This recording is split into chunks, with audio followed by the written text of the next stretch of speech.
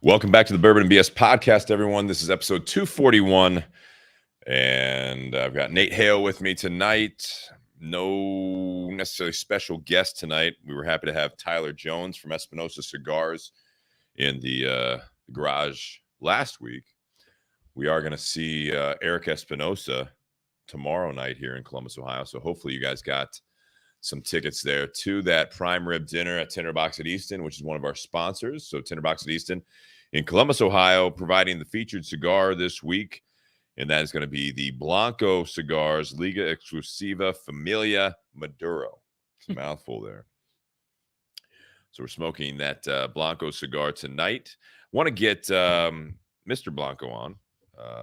So David Blanco is who is the, I guess, the person in charge of the Blanco cigars mainly right now. He's on the road. We got to meet him not too long ago. Brought him in the Tinderbox at Easton, and that's where we're at as of today.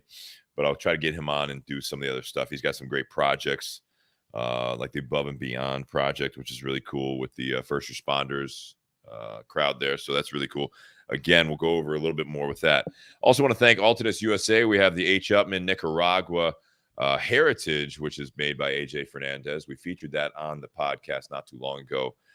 And this is going to be the second cigar. So thank you, Altadis USA and Josh Bentley with them for helping us out with all that hard work. BS Cigar Company as well. The gold and silver are available. Gold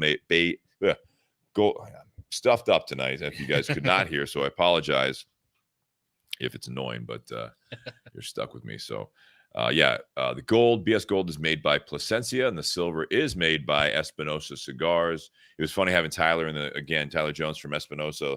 As soon as we were done with the recording, he's like, "Do you have a BS silver I can smoke? Because I really want one."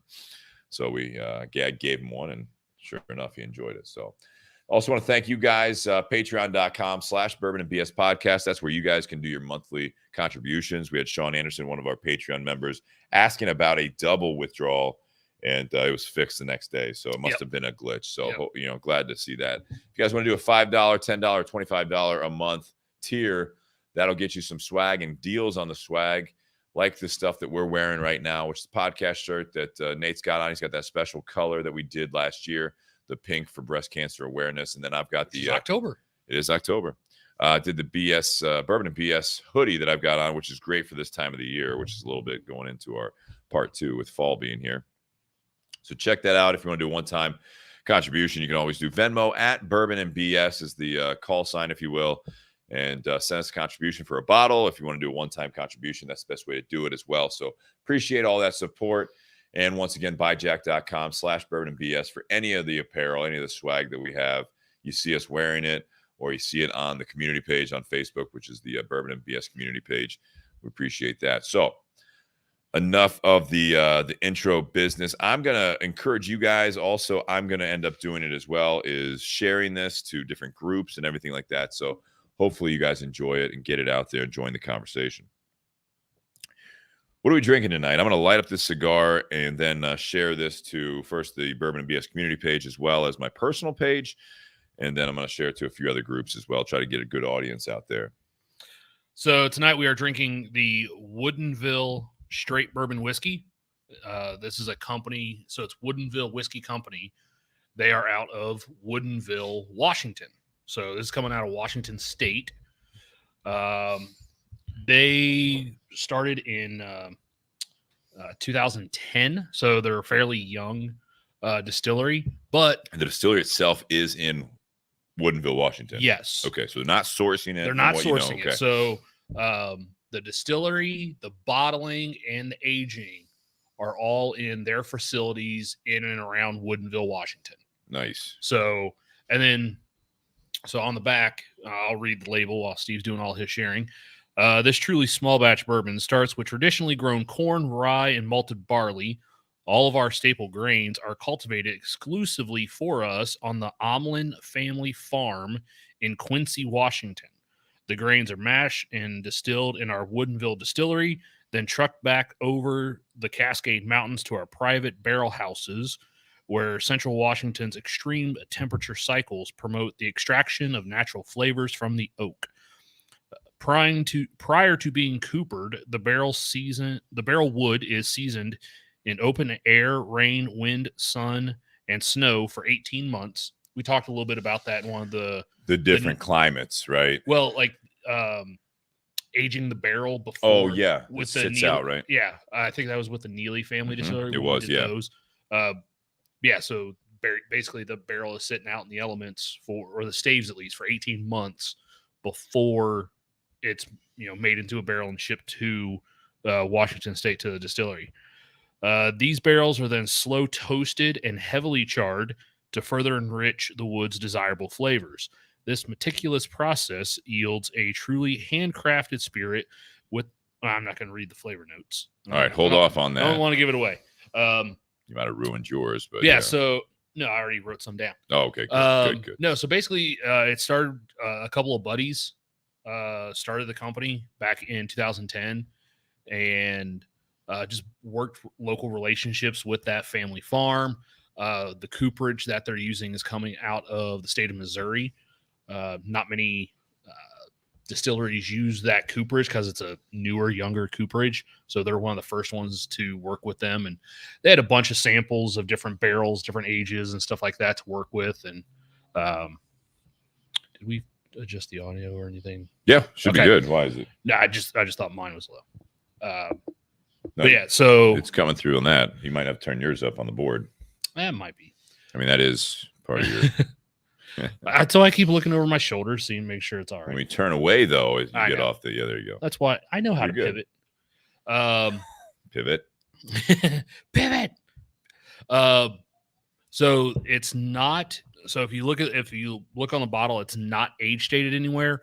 Okay. But the company has disclosed publicly that this is 5 years old. So even though it doesn't say that it's 5 years old on the bottle, they're at least publicly saying that it is a 5-year-old whiskey. This one came out just a couple of years ago. Obviously, since they're not sourcing anything, in order to make sure that they're getting some good stuff, it's going to take quite a few years, some batches. They only produce 7 barrels a day worth of whiskey. 7 barrels a day. Yeah. So the way their pot still and column still is set up, and the size of their operation, they can fill 7 barrels a day. Okay. So not a huge operation. No. And they, because of that, do smaller batches, their average distillery. Mm-hmm. Yeah, it was... Where was it? I had it. I was looking up the name of the... Orlin. That's an interesting name. Orlin. You said that, yeah. Orlin Sorensen and Brett Carlisle. Those are the two friends. And then it's the Omlin family farm. Yeah, which is in Quincy, Washington. Okay. So, yeah, just a couple buddies like, hey, let's open a distillery. They probably got in at a good time because 2010, a little bit before the major whiskey boom that we've been in lately. Yeah. I like this on the bottom, their little slogan: smaller batches, bigger dreams. That's kind of cute. Not making fun of it. I think it's cool. Made in Washington's big on the side there. If you saw on the glass, fucking Fast and the Furious going on. Fucking rocket ship, bro. Hopefully that doesn't end in a crash. That's a car. Vin Diesel. Yeah. Yeah. Yeah, just some popping and banging backfire. I like this. It's a cool bottle. You got that kind of squared off rectangular bottle. If you guys see that on the screen there. Yeah. Yeah, it's nice. Got that kind of vintage look to it. I assume that is the distillery. I would hope that they're showing there in the kind of stenciled graphic right there. Yep. But they're big about the whole thing. The established 2010s on there in a lot of places. So, all right. So what do we think about this bottle now that you've kind of gone over that? I've shared it on most of my stuff here. Facebook always changes the way you share shit. So here we are. Here we go again. Yeah. So I forget which whiskey it was that we had. It was a couple years ago. I brought it on the podcast where it was, I think it was distilled in Kentucky, but then there were some there were some white oak staves from Washington State that were put in the barrel to help finish it. And excuse me, like we noticed that it kind of had this a really unique flavor profile because of that. Like it came across a little bit brighter, a little bit more oaky. And I think this kind of does the same thing as well. Like with how bright it is on the nose and on the palate, like I would not have guessed that this was 5 years old. And then, they talk about on the back label and everything, they talk about the, the extreme weather variations that they get. Mm-hmm. Washington State's a little bit more, I want to say temperate, but it's almost like aging in Scotland. It's just kind of consistent. It sucks most of the time. Yes, they have some really cold winters because they're further north, but they don't necessarily get the extreme summers like Kentucky does. Yeah. So I don't, because it's further north. We've kind of talked about that, especially when we had Still Austin on a couple years ago. You go a little further south where temperatures can get a lot hotter. Like you'll see more or quicker aging of a product. Yeah. So obviously going north, you'd get a little bit slower aging on it. And I think that kind of plays into it a little bit here. Just on the nose, really bright and sharp. For me, I got a little bit of vanilla and then kind of a toasted peach on the nose. Toasted peach. Yeah, I'm not going to give you much nose things tonight, unfortunately. A little stuffed up. Yeah, a little stuffed up as we discussed. This might help. Just drink it through the nose. It's working. Well, not through the nose. But then on the palate, definitely get that really bright oak on the palate. Yeah, let's throw up a comment here that Jonathan Herring says Washington oak staves are way oakier than Ohio ones. I don't know if you can back that up with any facts, but oak's oak. No, I'm kidding. No, it's not. I mean, this is what, 90 you said? It's 90 proof. 90 proof. I mean, so it's not going to try and blow your socks off. But it's a nice drinker, you know what I mean? Mm-hmm. What was that, Sean? Definitely taste peach. Oh, you taste got the peach? Yeah, definitely. Especially the aftertaste, like just sitting here. Oh, see, I thought the finish on it was light but smooth, and not a very long lasting finish. I didn't think. Like I can still feel a little bit of the heat on the tongue from the alcohol, but like the flavor itself, I think it kind of dissipates fairly quickly on the palate. Yeah, I'm trying to see if I can contribute a whole lot right now. All right. Blueberries. I don't really get the peach. I mean, I get a little bit of fruit, but you guys are saying peach right off the bat, right? Well, and now, like after I've had a couple sips, yeah, like on the nose, it's starting to pick up a little bit more floral characteristics on the nose, like flower or wildflower type notes. Wildflower. Like stuff you find out in the field, just in general. Yeah. When you're frolicking. Sean's definitely a frolicker. Jonathan Aaron asks, is this a hard to get bottle available everywhere? This is actually pretty readily available in the state of Ohio. They have a few different expressions. In Ohio, this one's pretty easy to get. They also have a rye. They have a port finished barrel or port finished bourbon. Sorry. They even have a maple syrup. A maple syrup finish? No, it's maple syrup. Just straight up maple syrup. It's maple syrup. Okay. But then recently in the state of Ohio, they released an OHLQ pick of this, which I think was at barrel strength. Okay. That was coming in at $75. The regular bourbon that we're drinking tonight's coming in at 40. Yeah, I would have guessed that, I think. But when we talk about like these smaller craft distilleries that have popped up recently, like you're one to say quite a bit, like 50 is the new norm for some of those. It is, and I see that a lot of times when they're sourcing it, where obviously, they're all in, it sounds like, with their own, local stuff, right? The smaller cooperage, but they're doing that. They're doing their own distillery. You're doing everything basically yourself. You're getting the grains, I think, locally as well, if I'm not mistaken. Yep, the grains are nearby. Yep. So you're doing all that. Yes, it's all on you and you're making smaller buys, but I would imagine that, especially in the Washington area, there's not as much competition. This is just kind of spitballing with you. Like they're the ones doing it. I wouldn't imagine there's a great quantity of distilleries in Washington doing it this way. No. So there's there's cost because there's smaller batches, as they say. But again, you're not necessarily, there's no fee of paying someone else like an MGP, like a lot of these companies are doing. I would expect it to be a little higher than 40, but I think that it, kind of is drinking like that. I think, the whole thing should come in around that for what we're drinking, a 90 proof, whiskey that no one's ever heard of up until this point. You know what I mean? Well, yeah, they've been around for 12 years, which again, in the whiskey world, that's young. So we know what grains are in it. Corn, rye, and malt. Okay. You want to take a crack at the percentages? Not even gonna get close tonight. Not that I'm normally close, but there's no way I can get it tonight. You're saying sweetness, so with the peach and everything. So I'm gonna say, I'm not that I can't taste anything, but it's definitely off, right? For tonight. So I'm trying to refrain a little bit, from giving anyone like really distinct notes, but I would say 70% corn. 72. There you go. 72% corn, 22% rye, and then 6% malted barley. So I'm getting a little bit of that, the spice, or at least the sensation of that, of like a cinnamon mint or whatever. So I would guess that the rye. Really? Yeah. I'm not really getting much. Anything. I'm not getting much of that cinnamon mint, which normally I would pick up on a rye. I'm getting it definitely as it finishes.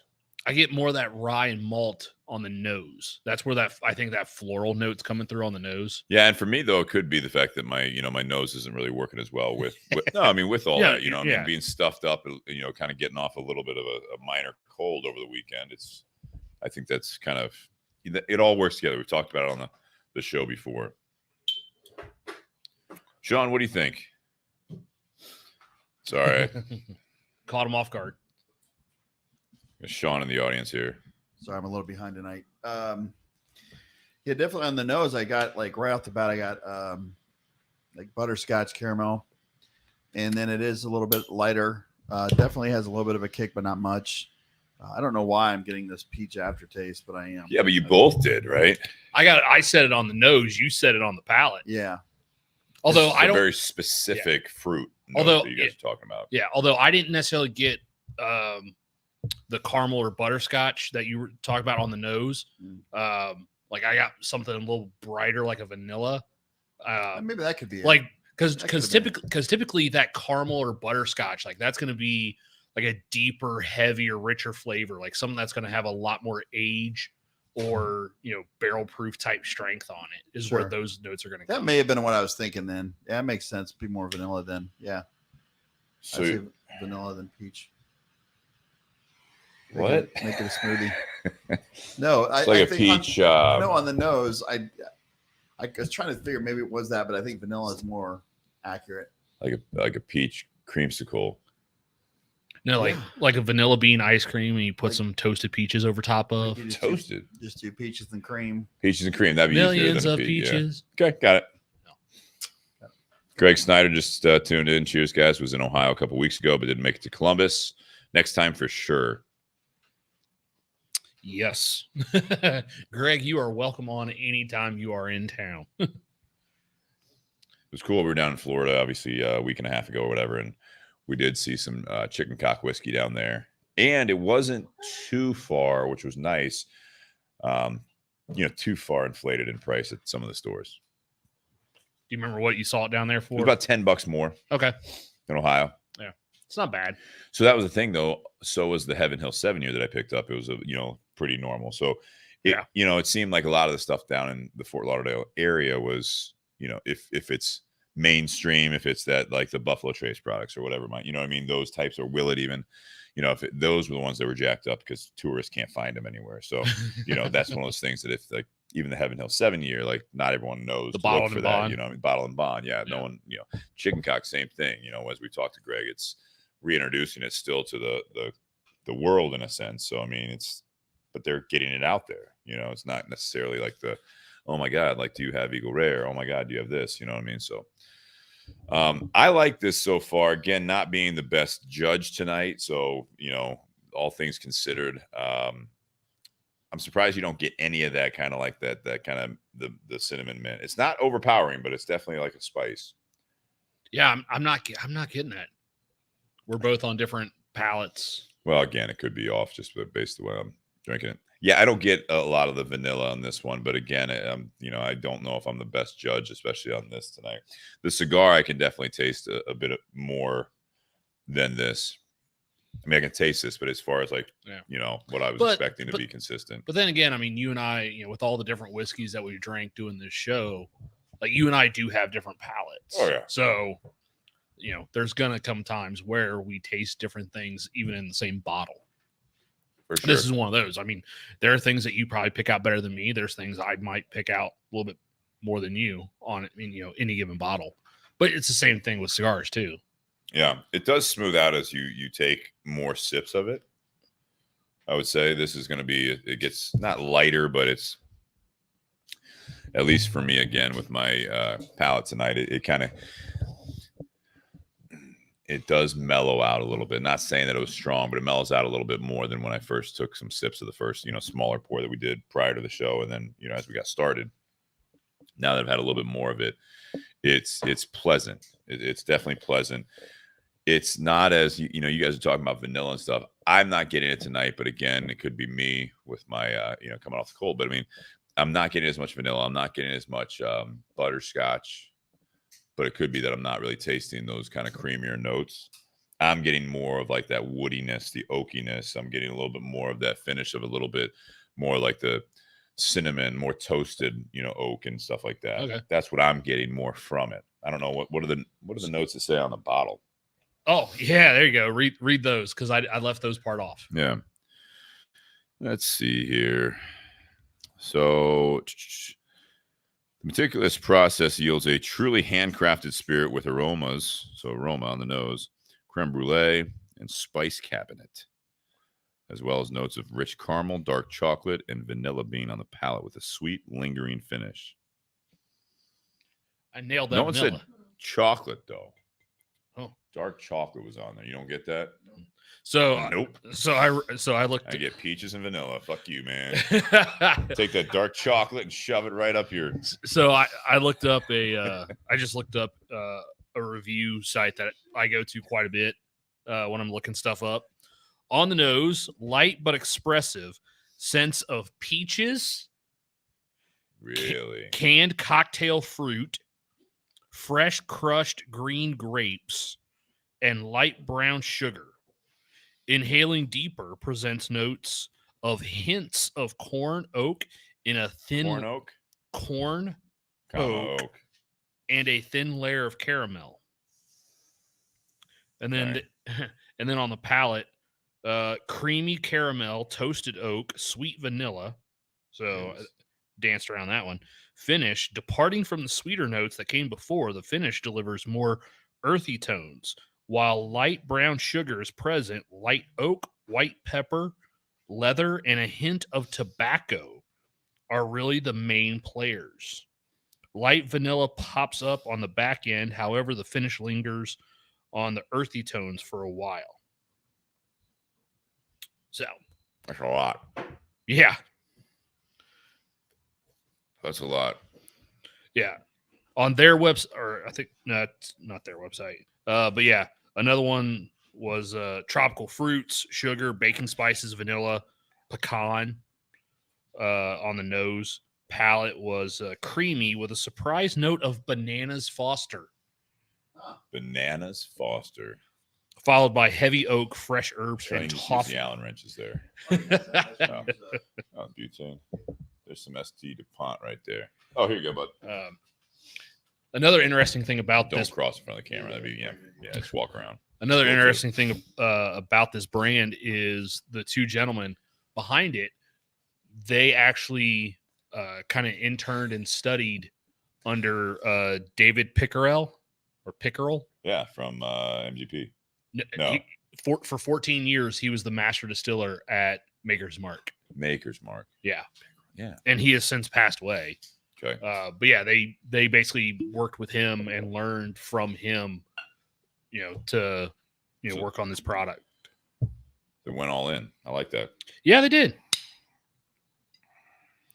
Or as they say on their website, 2 friends, 1 dream. Or as they say on their bottle, I don't think it says that on the bottle, but bigger dreams, smaller batches. there you go. Smaller batches, bigger dreams. I think probably, but bigger dreams is bigger. No, smaller batches, bigger dreams. That's it. All right. Shit. Yeah. Tried waving goodbye to you, but you don't have vision. Oh, yeah. Great. Yeah. Oh, ouch. All right, so let's talk about the cigar a little bit and get back to the whiskey. Again, I apologize this week that I know Nate normally gives a lot of the notes a little bit further in detail than I do, but I'm just, again, not my week on this stuff, just because of that. But I'm trying to get the most. I'm surprised that I guessed that it was just based on your guys' is kind of what I was tasting, but that's 70% corn on that. Yeah, 72%. Definitely. Yeah. But no, I think what's really amazing, like I'm still on my first pour, but like the nose on it now is vastly different from when we started or right before we started. I wonder if that's because you're smoking the cigars. Well, no, because I had actually written down notes before I even lit up the cigar. Right, but you're saying it changed. But just on the nose? I mean, you got smoke in the air right now. All right, I'll give you that. But good to see you, Ray, out there saying that you missed the start of the show, but he's listening to me whining about something or another. Okay, cool. Well, glad to have you back, Ray, in the audience out there. All right, so the cigar, Blanco Cigars. This is interesting. I had not heard of Blanco Cigars until probably a couple months ago. David Blanco came into the shop at Tinderbox at Easton, kind of sat down, gave the spiel and all that stuff, and introduced himself and the company. A lot of ties to stuff that we've liked and enjoyed on the show before. So the Blanco family, it was his father, and he, about 20-some years ago, I think 98, let me pull this up on my screen so I can make sure I'm not misquoting for anyone that's out there that's learning from this here. So, yeah, founded in 1998. Okay. And the Blanco cigar. So the Blanco family, that they do have Cuban roots. This was something that it was interesting as I was talking with David Blanco about, like, say, the BS Gold project and some of the stuff that we like. He had to smoke, obviously, a BS Gold because the Plasencia family, that's the cousins of the Blanco family, right? So there's yeah, so they are related. So they've been working with them for a long time. The roots can be traced back to the Pino del Rio region and the cousins of 80 years of the Plasencia family. So we talked about Plasencias before. This is coming out of once or twice. Yeah, once or twice. So they're based out of, if you will, the Blanco Cigar Company. They're based out of the U.S. at this point, but David Blanco works hand in hand with the Plasencia factories to do these cigars, and they have quite a portfolio. This is the Blanco Liga Exclusiva Familia, and this is the Maduro. They also have a Connecticut, and as the story goes from the family, is that the Connecticut was made more towards the father, which is Cesar, I assume that's how you say it, Blanco, and he enjoyed a little bit more of the milder stuff, where this Maduro that we're smoking is aimed more towards David Blanco's kind of preference, right? And like I said, David's been working with them for, the whole thing for the 22 years or however many that is now, 24 years. And it's just kind of a cool thing as you learn more about that. This is made at the Plasencia, from the Plasencia family. Okay. What do you got going on over there? Oh, plugged? Yeah, mine's very, very tight. Oh. At the head of it. I even poked it a few times. And then, like, initially right off the bat, I had a little bit of a tunnel. So I'm pulling through it, but not getting a whole lot of smoke coming out. Which, as you can see, I'm getting a ton. Yeah, yours is fine. I'm getting a ton. That's interesting. And I even cut a little further off, a little more off than you did. Yeah, mine's just super, super tight up top. That's why I'm trying to like roll it around in my fingers. I got you. Sean, how's yours? You're smoking fine, or yeah? So 2 out of 3 are smoking great. So this is something Trade that you're not on the show. Give him your cigar, sir. I don't care if you bought it yourself. So this one is it's Nicaraguan filler binder, Pennsylvania Broadleaf as a wrapper leaf. So you're going to get a little bit different flavor profile from this Maduro than you are a lot. Pennsylvania Broadleaf, I feel like it's kind of like poked its head. Didn't Sam Lucia use that a little bit? No, it was Ernesto Padilla did. I thought Sam Lucia used it in one of his. He did in filler. If I'm not okay. mistaken. You're right. You're right. So they did that. Pennsylvania Broadleaf shows up a bit. I know Ernesto Padilla used it when he was still with Oliva, working with or through Oliva on his Reserva. Okay. That Maduro there. That's a name I haven't heard in a while. Yeah. He's still doing, he's still making cigars like the Finest Hour and stuff. Yeah. Good. Pennsylvania Broadleaf is going to get you a different flavor for sure. I mean, this is something that I think more like an earthy broadleaf. It's rich, a little more. And again, I'm not trying to, when I say this, it's not a way to kind of turn you guys off from this. Just slightly bitey. What do you mean when you say bitey? It's just, it's more of like, it's not actually earthy and bitey. It's like a quicker finish I get on cigars that use Pennsylvania Broadleaf. As I smoke it, it's sharper. Does that make sense? Bitey, sharper. Okay. It makes sense. You may not agree with it, but you know what I'm saying, though, as far as like that goes. I get what you're saying. Yeah. I just want to make sure our listeners understand it as well, because typically bitey and sharp aren't terms we use that often on a regular basis with customers. I can see that. But something you and I... Bitey is more negative. I'd say a little bit sharper as far as that goes. It's crisp. Yeah, kind of saying, it's trying to describe that. But it's still very rich. It's like more of like with this, I'm getting more like a very dark cocoa. I was kind of laughing at the dark chocolate note that they put on the back of the bottle, because that's what I think about when I smoke this. This is when I say dark chocolate or cocoa, it's got that little bit of that kind of bitter sharpness. I guess that's where I'm kind of honing in. It's like a bitter sharpness of like a dark, really dark chocolate, if you know what I mean. Gotcha. Not milk chocolate. It's like dark chocolate. It's just like, it's going to be sharp, rich, but it's going to be sharper. It's going to be rich, but it's going to have just this tinge of bitterness to it because dark cocoa, dark cocoa. I'm not saying all Pennsylvania Broadleaf has this. This one does, and it kind of when I remember smoking like that Padilla that had the Pennsylvania Broadleaf wrapper over Nicaraguan filler binder. It's interesting. Cool thing about Blanco, and again, I'm trying to get him on here coming up here in the next month or so, probably remotely. But he was born in Chicago. Love that. So interestingly enough, he has been in he served the U.S. Army for over 30 years in different capacities. Active, reserve. When he was in the shop, we had another guy in there who shopped, and it was funny. You would know who I'm talking about, but I'm not going to kind of say who it is. Not that anyone knows him. But he had mentioned something about that, as he was checking out, and asked, you get my military discount in there, right? And Dave Blanco was sitting at the table right there, and he's like, "Oh, did you serve? What'd you serve?" And he said, "Army." And asked him what he did, and he told him, and he's like, "Oh, well, you probably have one of these then. Where's it at?" And he pulls out the challenge coin, puts it on the counter. And the guy's like, "Oh, I have it in my car," and stuff like that. He's like, no. But it was kind of like that cool thing, because, some people that are like salespeople and they're talking and all that stuff, they'll tell you the story and all that stuff.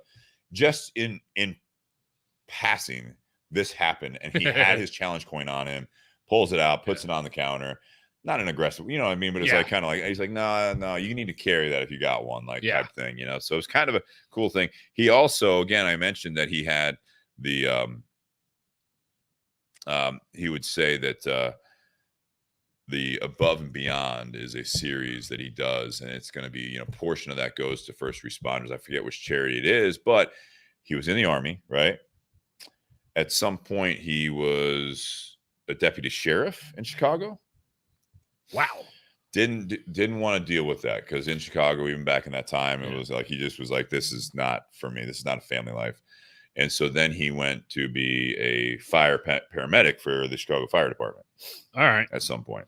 That kind of sounds a little bit like Sean Anderson's story, because he was in the military for 20 years and then got out and was law enforcement for another 10 before he retired. Yeah. Kind of similar parallels there. So, I really enjoyed the conversation with David Blanco when we did this, smoking the cigars.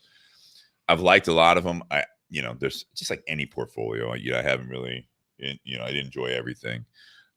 This is one that I enjoyed. I think I'm in the minority. Once, Pennsylvania Broadleaf's not for everyone, but I do enjoy the cigars I've smoked with it as a wrapper. You brought up that San Lucia one that had it in the filler, which I thought was, again, I think he used it, Sam did, because he's from Pennsylvania. So he wanted to include that. But it is, a very, it's not utilized very often in a lot of blends. Well, I mean, it's probably not the easiest tobacco to come by because it's in the States. We don't have, like in the States, we grow a lot of cigarette and pipe tobacco. We don't necessarily grow outside of Connecticut. Yeah. We don't grow a whole lot of cigar tobacco. Yeah. Well, and so I don't even know what region in Pennsylvania. I got to look that up. I got to find out where they do this. Greg Snyder says, how's the retro hail? Well, I'll give you my take, but Nate, you first because you got more of a retro hail. I haven't retro hailed it yet. All right, get after it. I would have. I'm just trying to get smoke out of the cigar. Fair. It's got a little bit of a kick. It's got a little bit of a pepper to it. Again, me being a little bit stuffed up. You get a little smoke out of it now. Trying. I see it. I physically can see it. I gotta pull really hard to. Okay. Oh no, McDonald's milkshake is easier to pull up than smoke through this thing right now. Yeah. Wow, this will affect your ratings. Take off the band. Maybe that's holding it back. That's why I've been massaging it. How long? It's not quite long enough. We don't have anything else, do we? Because it only goes to about there, and I think Can you push it through the foot? Have you ever tried that? I have. Ash that off and then push it through. This is something. So, guys, if you have a cigar that is plugged, right? So there's not much of a draw. There is something like a perfect draw. He's got a little tool here that's kind of a shorter. But the thing is, a lot of times when you have that, it could be anywhere within the whole length of the cigar. So if you're coming through you hit the spot. I see. Oh, watch your head. You do when you have to do that. Also, it'll kind of bust things up a little bit. So when you relight it, you'll have to watch the kind of embers coming off of that because it'll break it up a little bit, which is the whole point of it. But it is something you won't be able to see it on camera. It's like a thinner nail, if you will. Yeah. And there's some tools out there. You can find them at some of the shops. We used to carry them at Tinderbox, but you can find them online. And Perfect Draw is a good one. Some of them, like we have, it has kind of a rest for the cigar and then several holes at the end of it that you can then run the length of a cigar. I mean, that Perfect Draw that we have that we use at the shop is about, I want to say, about 8 inches. Oh yeah. So it'll handle a lot of cigars. Yeah. Draw Poker is the one we have. Excuse me. Draw Poker. Perfect Draw is another brand, but yeah, it's a Draw Poker. It's same thing. Yeah, this one was given to me from a shop owner of a store up in Michigan. So it's designed to look like a pen that you would keep in your pocket, and just has it. And this one's not necessarily designed to be a draw poker because it's only got about 1.5 inch length to the poke part of it. Yeah. This is more of like what you would use as a cigar nubber. Like when the cigar burns down, to where it's burning your fingers, but it still tastes good. You want to keep it going. Just stick it up through the bottom of the cigar like that. And so that way you can keep smoking without burning your fingers. That's kind of what this one's for. Nice. You can get something like that on Amazon, I bet. Oh, yeah. Well, yeah. The draw pokers and stuff. I mean, I bought a draw poker, the same one that's in the tinderbox. I bought one of those when I was in college, and I still have that at home. It works a little it's one of those where if you cut the cigar and you draw through the cigar before you ever light it and you feel that it's tight, go ahead and run it through. Because over the years, if you wait until after you light up the cigar, then you're going to start, melting the plastic. So do you have a draw now again? Mm-hmm. Better? It's better. So what do you think of the retrohale?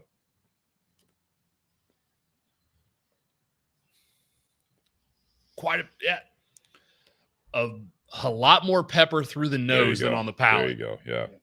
A lot more pepper on the nose. Yeah.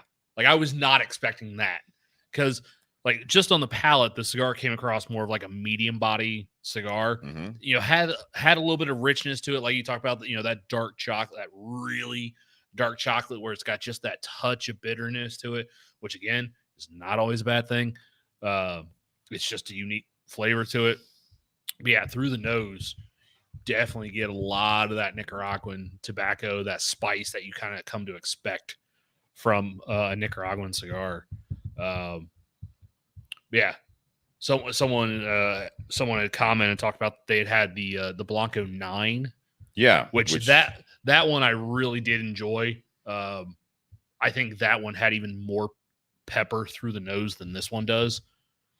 Like smoking that one, and the one that Tinderbox has is the 6x46, so it's kind of a similar size to the BS Silver Rubito. Yeah, and it kind of through the nose kind of hits similar, like just a lot of black pepper through the nose that you kind of don't get necessarily on the palate. Yeah, I think like most cigars, this is one way you do get a lot of added experience if you retrohale it. Yeah, for those who don't know what retrohaling is, that's where you're going to push the smoke from the mouth through the nose without inhaling. So I can definitely get a bit of that. I like this cigar. It's got this richness. It's not your typical Maduro, if you will. Yeah. It's got some pepper. It's got some like kind of toastier notes to it, if you will. And I did smoke this when the Tinderbox first got it in. And maybe that was the issue because it had come off the truck like the day before or whatever. Yeah. But like the flavor and stuff that I'm getting out of this is better than when I first had it. That's good. Yeah, I have not had a poor smoking. I've smoked, I believe, 3 of these different sizes. This is a 7x54. That's the same size I had before. Yeah. So I have not had a poor experience with this cigar yet. I think it's unique, which is nice, which, again, I enjoy when you smoke something that it's not just another Maduro. The fact that they went with this being kind of their core line, if you will, it's nice to see that they're using something like a Pennsylvania Broadleaf. They're doing something different. It's out of a factory that I enjoy typically, the Plasencia factory. Mm-hmm. I am curious. So if we do get David Blanco on here, I'd love to ask a little bit of questions on how he's sourced it, because I don't know of any other Plasencia cigars that use a Pennsylvania Broadleaf. Yeah. So to bring that in, I don't know how that relationship works, but I'd be interested to see how it works for sure. Well, I mean, with the kind of pull that Plasencia has in the cigar game, I mean, they could probably get their hands on just about anything they wanted to. For sure. So, like I said, or like we talked about earlier, that Pennsylvania Broadleaf is not utilized very often. It's not. So, I don't know how much of it is produced each year. I don't know if you do.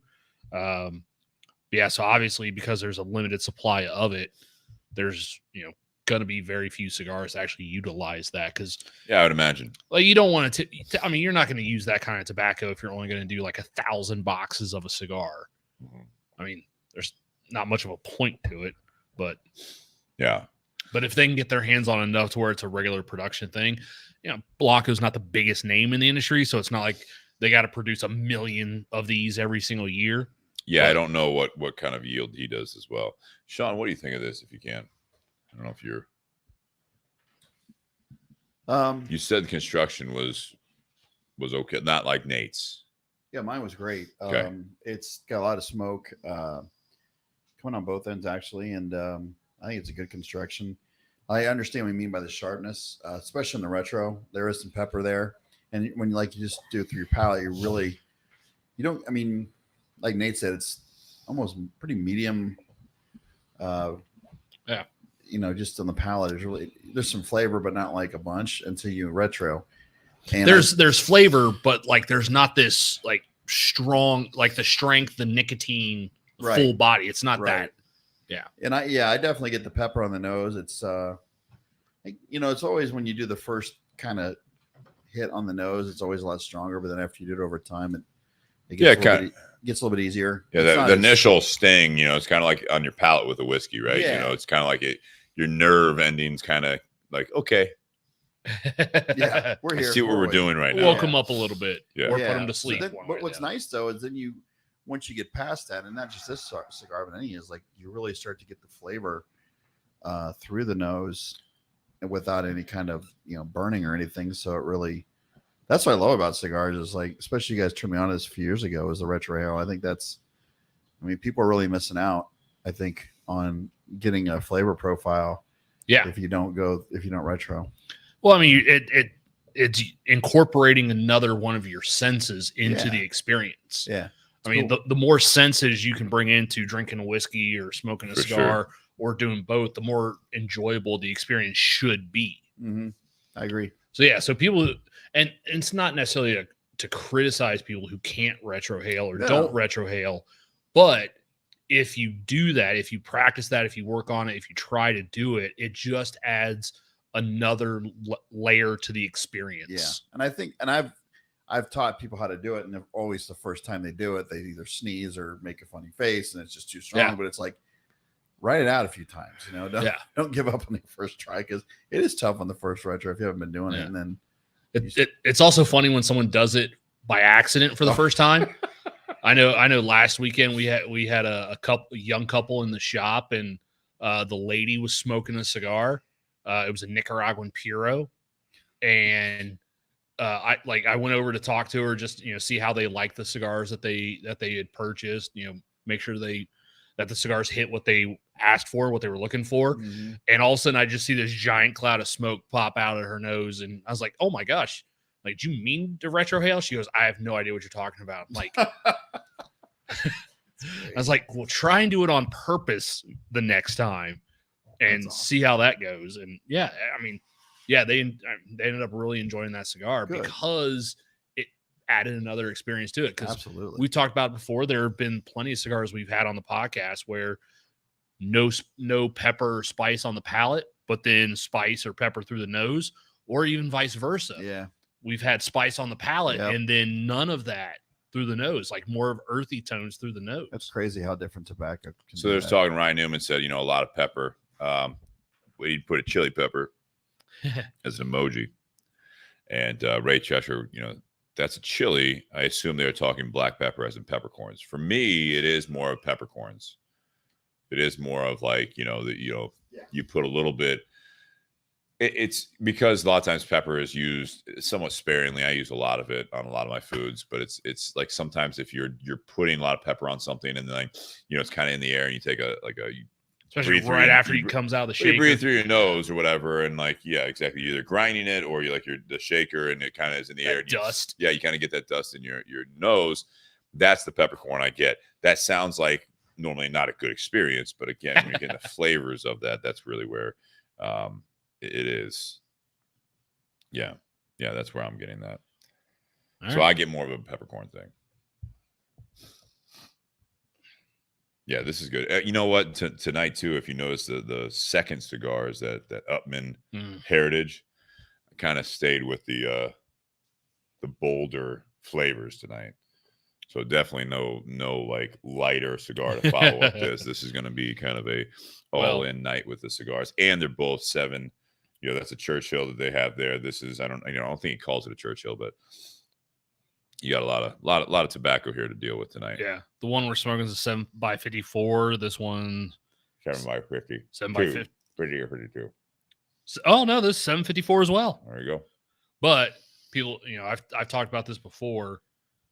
When I do my top 5 every year, it's always new cigars of the year. That's where you're at, huh? This is my number one right now. Okay. Well, so if you guys haven't listened to the podcast before, we're going to talk a little bit more about the whiskey and the cigar here on part 1. But on the show, we round it out typically. If you guys have any questions, again, if you're listening live currently, or if you are listening later, whether it be on the podcast apps or if you are listening, to the video on YouTube or Facebook Live or Facebook, excuse me, we do stream live on both of those.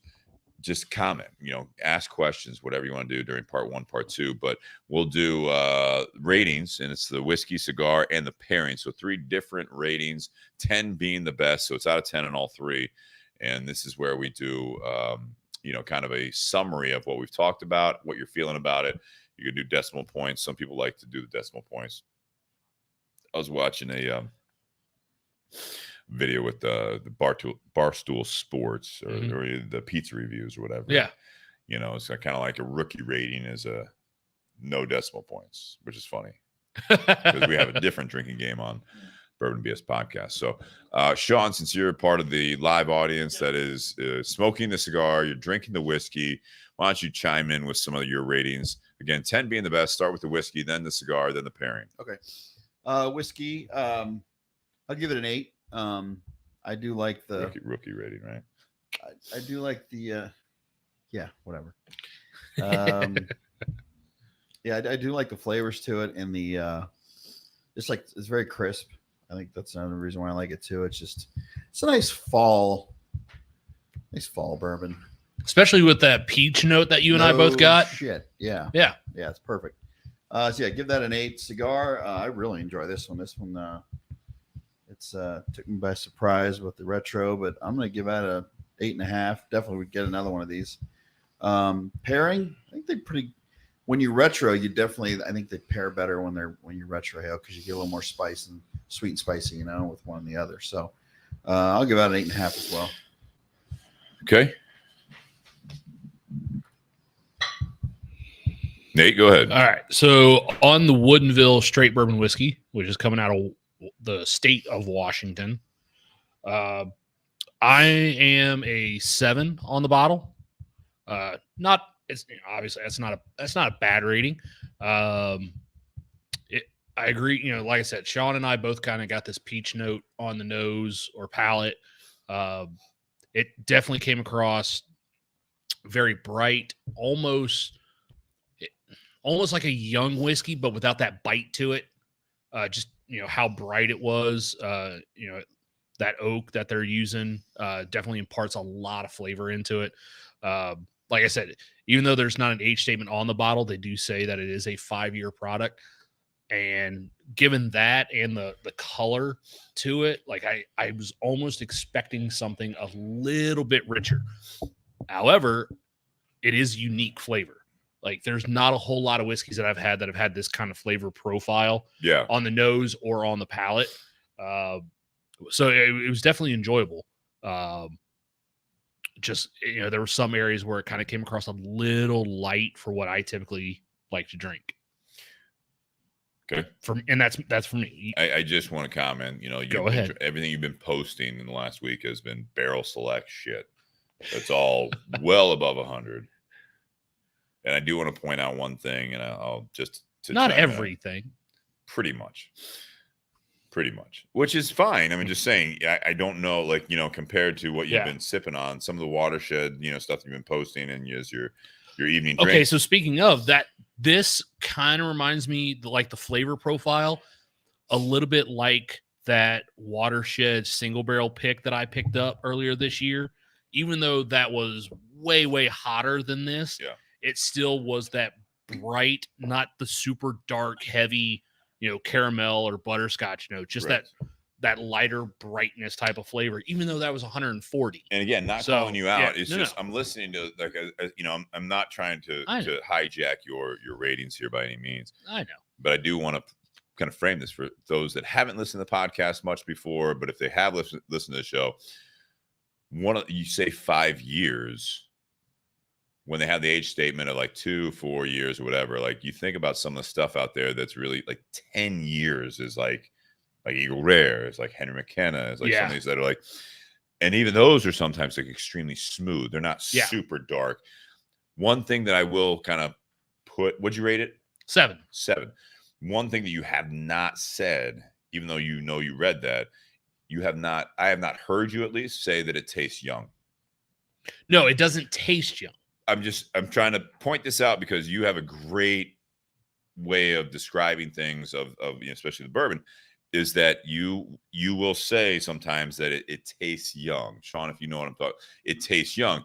This is lighter, brighter, and all that stuff. 5 years, and you expected so much more. I think this is a great moment that, if you're a regular listener to this, and to Nate, me as an observer listening to you, and again, your palate has well surpassed mine when it comes to bourbons and stuff like that, is something that there's a differentiating point there between it tastes young, it's like bright, it's hard, it's bitey, it's all that.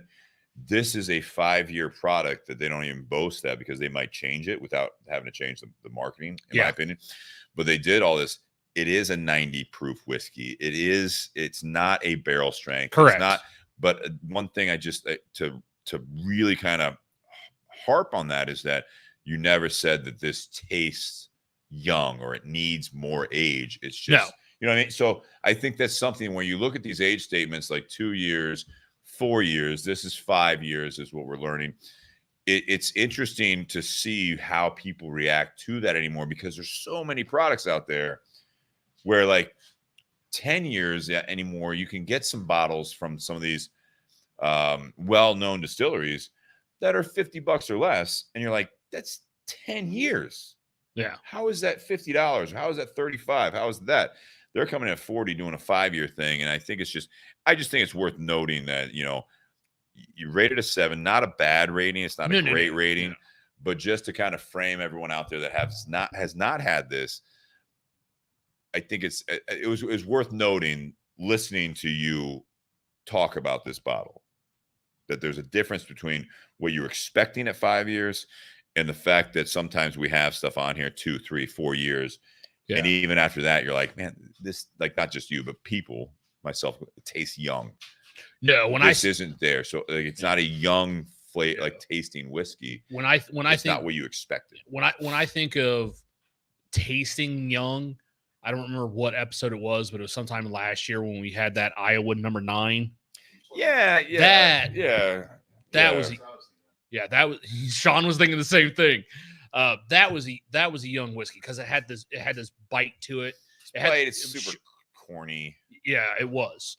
This, I mean, if you tell someone that this was 5 years and you didn't tell them where it was coming from, if you just said, "Hey, this is a 5-year whiskey," they would sit there and be like, "Really? Like, yeah, okay." If you tell them, "Hey, by the way, this is distilled and aged all 5 years in Washington State," then it might make a little bit more sense because that is a very different climate than if it was aged 5 years in Kentucky. You're gonna get something different, definitely. And I'm sorry to interrupt your ratings. It is something to be noted. You think about it; they started or established in 2010. What was the level of that? I'd love, it'd be cool to talk to people from this distillery. Maybe we can. I'll reach out to them if we get another bottle of something. You know what I mean? Maybe we'll do that. Well, there is still that OHLQ state pick out there. That bottle is still out there, even though it's 75, and that might be no. But I think it'd be worth doing if we can get lined up someone from there. But I do think it's so 2010. It's 2022. Who knows when they don't do some of the things that some of our, like Ohio watershed, Middle West, High Bank. You're starting to see some of the lesser known local, no matter where you're at, distilleries,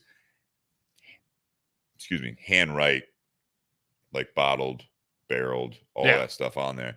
This doesn't have that. They chose not to do that. And I think it probably is a strategic move to not have to change anything when they change something. 2010, that means that it was not that far into their process that they did this. Well, I mean, that's 6-7 years, maybe, if this is a more recent one. So you got to remember, in order for it to technically be a bourbon, it's got to be at least 2 years old. So if they start in 2010, and again, they were working with David Pickerell from Maker's Mark. Mm. So they start in 2010. That first, run that they do, they couldn't actually taste it as a bourbon until 2012. And then some of those barrels they probably held off. Bless you. They probably held off a little bit on some of those original barrels for another year, another 2 years to see how that developed over time. And then probably around, 2015, 2016 is when they may have started changing some things that they did. And then 2017 is probably when, this was distilled and put in a barrel. Yeah. So continue with the ratings. I just thought it was worth noting because, again, we joke about you being the Russian judge, but I think it's something that, again, I think that sometimes learning from where you're at on your journey of drinking different bottles, which you've had a lot of different ones, including on the show and else. No, it's true. It's true. Yeah, I think it's. I blame the podcast for that, by the way. You're welcome. I talked about it last week on the podcast. Sean has a question. Longest ratings ever. It's like closing remarks. Part 1. Does it? I'll be quick. Hey, take your time. Does the when you look at the ash on the cigar, it seems a lot like it's almost white. Usually it's a little bit darker gray on ash, but this one seems, to me, it's a lot whiter. Maybe yours isn't, but mine seems like it's a bright white. I've been ashing mine like I normally do. It is a bit lighter. It's mine's got a lighter ash in terms of like it's a little bit flakier. Then again, I was having some burn issues at the beginning. He's talking about the shade though. I know. So I know what you're talking about. I just haven't been able to develop a whole lot of ash on the cigar to really be able to pay attention to the color of the ash. Okay. But speaking of the cigar, my rating on the cigar is also going to come in at a 7. Okay. If I hadn't draw poked the foot of it, because I draw poked the head of the cigar a couple times. If I hadn't poked the foot of it, like Steve has suggested, my rating would have been lower. But then again, the two other people in the garage have not had a single construction or burn issue with this cigar. I just happen to have one that was a little bit tight at a spot of the cigar. Yeah. Once I poke through that, I've been able to draw just fine. I've been able to get more of the flavor. And then I was finally able to retrohale the cigar and was not expecting that type of spice through the nose. So the construction means a lot. Yeah, I shouldn't say type of spice. The level of spice that I was getting through the nose, I was not expecting. Got it. But I like it. Now you like it. Yes. Once I got through that one little trouble spot, much better. Okay. And like I said earlier as well, I like it better this time than the first time I had it, but it had just come off a UPS truck. So sure. How about the pairing? The pairing. So you got a 7. I give the pairing a 7.5. Ooh. I think it bumps up a little bit as I've been smoking this cigar, and then I go back to the whiskey.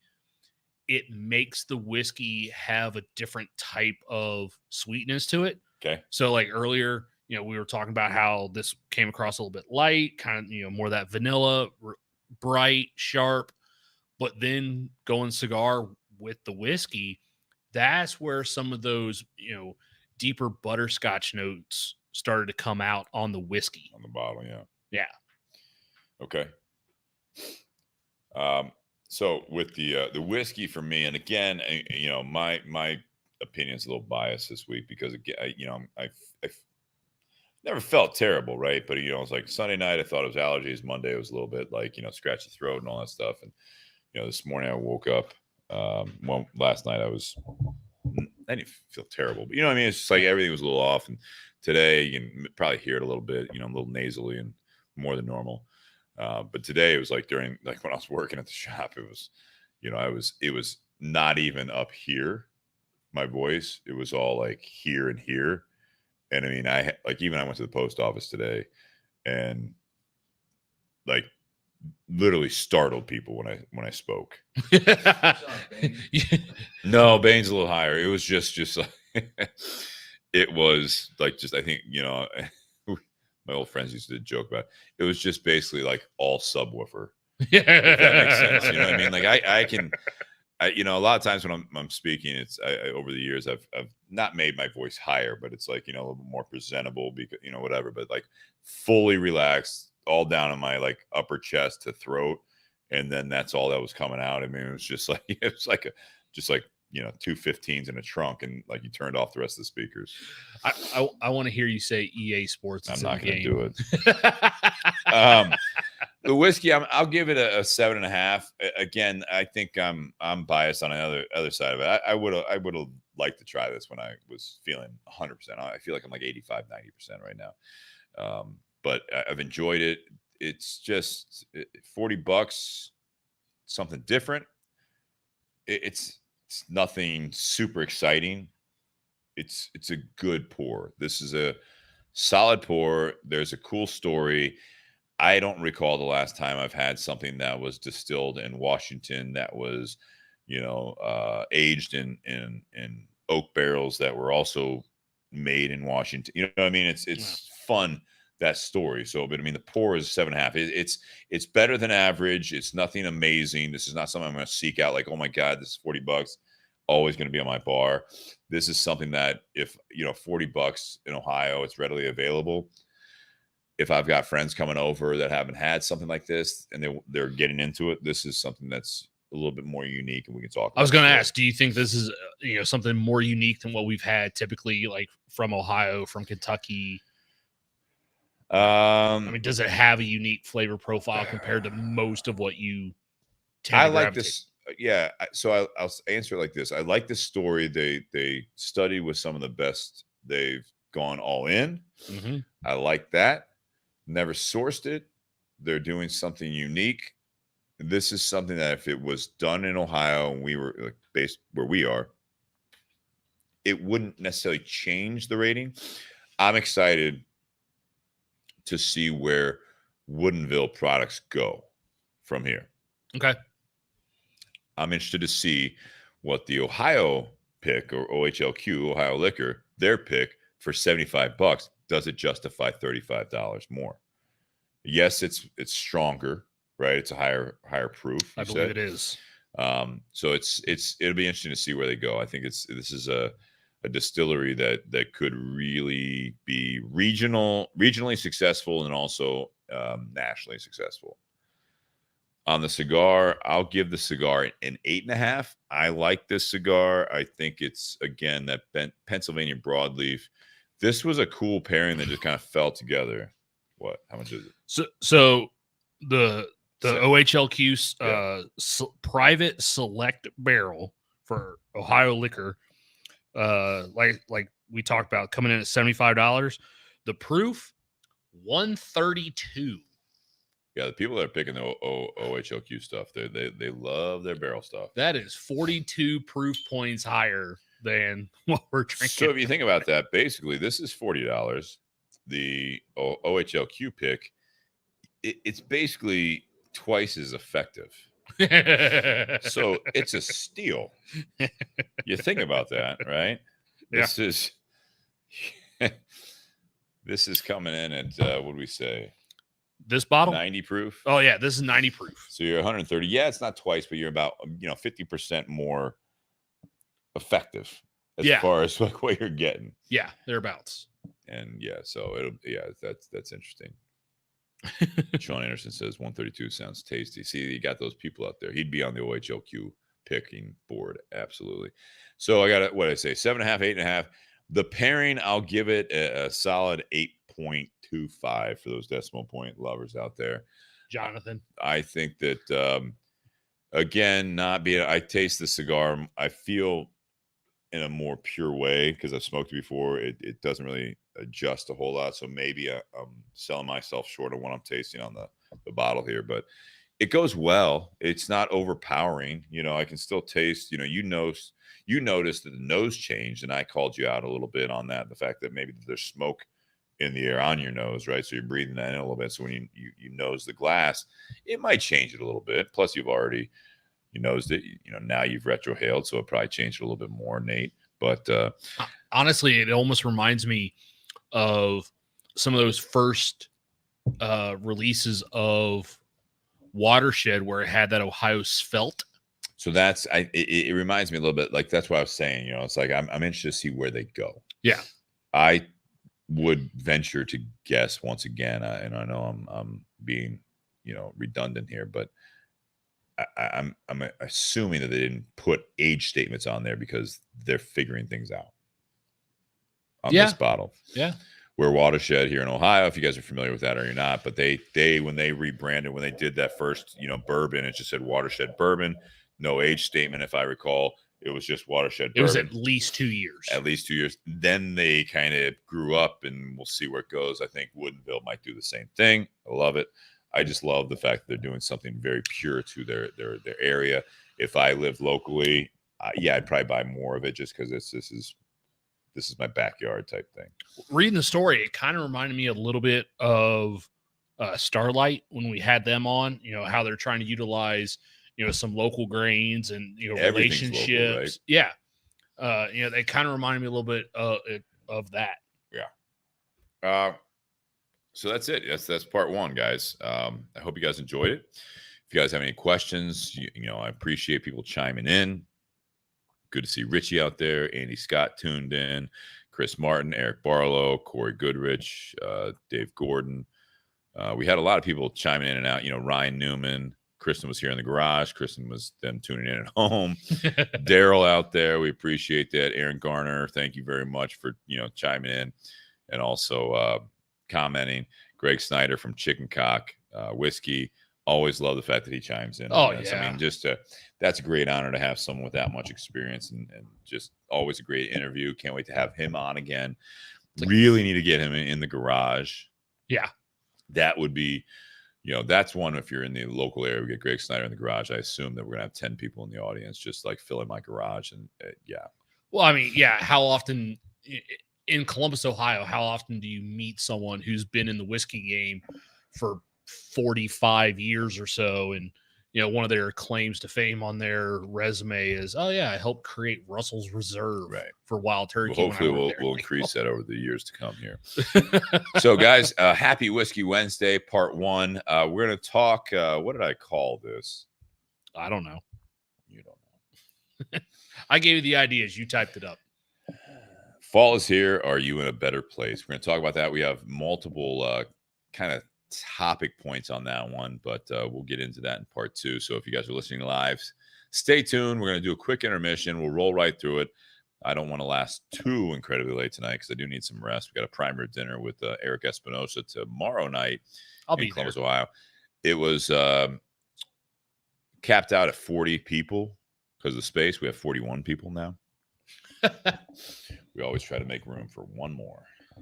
So looking forward to that. Guys, happy Whiskey Wednesday. Stay tuned. Share, like, review, everything else. Thanks to our sponsors on this show, and hope for many more episodes to come. Cheers. That was a lot better. That was good. It's good. Everyone out there, thank you for tuning in. Ray Chesh goes, what if there is no fall? Yeah, because you live in Vietnam. You're missing out, brother. Yeah.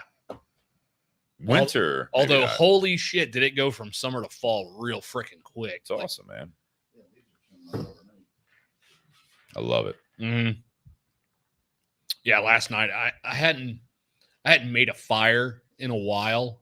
I make fire. And like during the summer when I was making fires, like it was to just burn through a bunch of the brush that I was cutting down. Starting fires, for those that are listening. He's not just like out there like, committing arson, just making fires. Yeah. In my backyard, controlled burns. There you go. But no, like I hadn't done that in a while. But the problem is because I have that 3 Seasons room, which is really nice to smoke cigars in, I can't build a fire pit in that room because it'd burn the whole house down.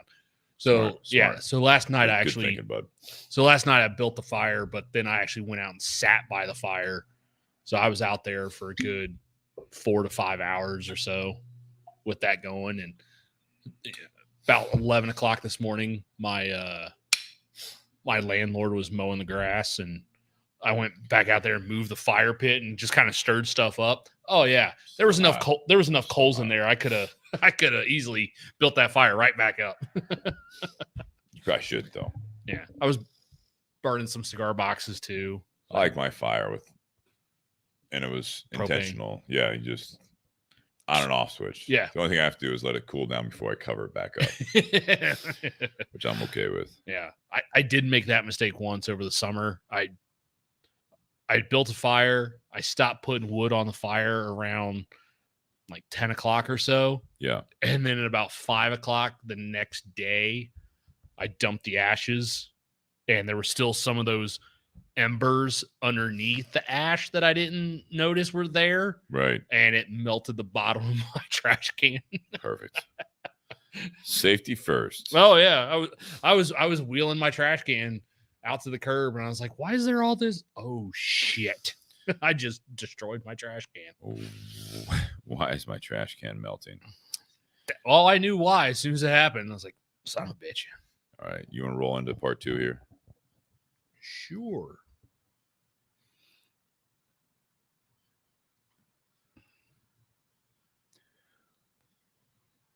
Welcome back to the Bourbon and BS podcast, everyone. This is episode 241, part 2, Beyond the BS. Tonight, we are still smoking because we've got some longer cigars tonight. Churchill. Churchill's all around. We're still smoking the Blanco. I have to look at the band because I'm going to mess this up still. It's the Maduro, right? Yeah. But it's the Liga Exclusiva de Familia Maduro from Blanco Cigars. We've got the H. Upman Nicaragua Heritage for the second cigar, and that's a good point to talk about our sponsors here. So thank you Tinderbox at Easton in Columbus, Ohio, for sponsoring us with the Blanco cigar tonight, which we didn't talk about. What's the retail on that cigar? It's coming in, it's $12-13. Okay. Yeah, that's bad. Still burning. I mean, like, again, like, you know, I know yours was plugged in the beginning, but this is something that, you know, it's not too incredibly high, you know what I mean? So, nowadays, you know, 12, let's call it $12, right? Nowadays, you know, anywhere 12 to 15 is practically normal. You're working on the new average here. So, but yes, thank you, Tinderbox at Easton in Columbus, Ohio. If you guys do not have Blanco cigars nearby, or you don't have a local brick and mortar, check out Tinderbox at Easton in Columbus, Ohio on social media. Contact us through the podcast. We'll point you in the right direction if you need something shipped to you. Even today, you know, I've been going like about once, twice a week, and it's not a ton, but it's about 5 to 10 packages a week, you know, getting stuff out to different customers that are looking to get something they can't get nearby, or they don't have a brick and mortar nearby. So it's nice for the continued support, and it helps out our sponsor there, Tinderbox at Easton. Alternatives USA for that H. Upman that we're going to be smoking here next, if we get to it, because these cigars are burning nice and slow. Oh, I'm going to get to it. Thank you to Josh Bentley for the continued support. Hopefully we'll have another year with them. We're also thankful for BS Cigar Company. The gold and silver are available. This Blanco cigar is made by Plasencia. Also, the gold is made by Plasencia. Last week's guest was Tyler Jones from Espinosa Cigars. Eric Espinosa will be at the Tinderbox at Easton in Columbus, Ohio tomorrow night for a prime rib dinner. And the silver is made by Eric Espinosa at the Lizona factory. A lot of tie-ins here. Yeah. And I want to thank you guys also for listening every week, and for the continuing support on the Patreon page. So patreon.com/bourbonbs podcast makes it really easy. If you want to do a $5, $10, or $25 tier contribution every month, as long as you want to do it, we appreciate that continued support. Helps us do this, make it worthwhile financially, just to, you know, cover expenses really is all it's doing, which we appreciate that. Get it streaming out there to you guys, get it on the podcast apps and all that stuff.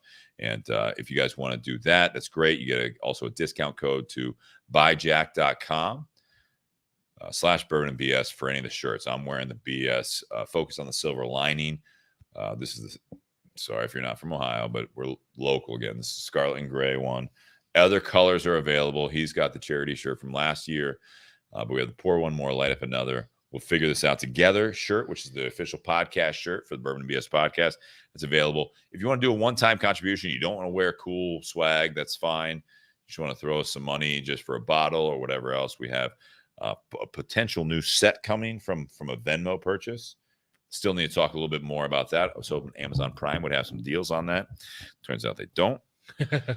So we'll see where we go from there. But yeah, Venmo at Bourbon and BS. We appreciate that. And also always please drink responsibly, especially if you're not in your own garage. And if you are, please drink responsibly.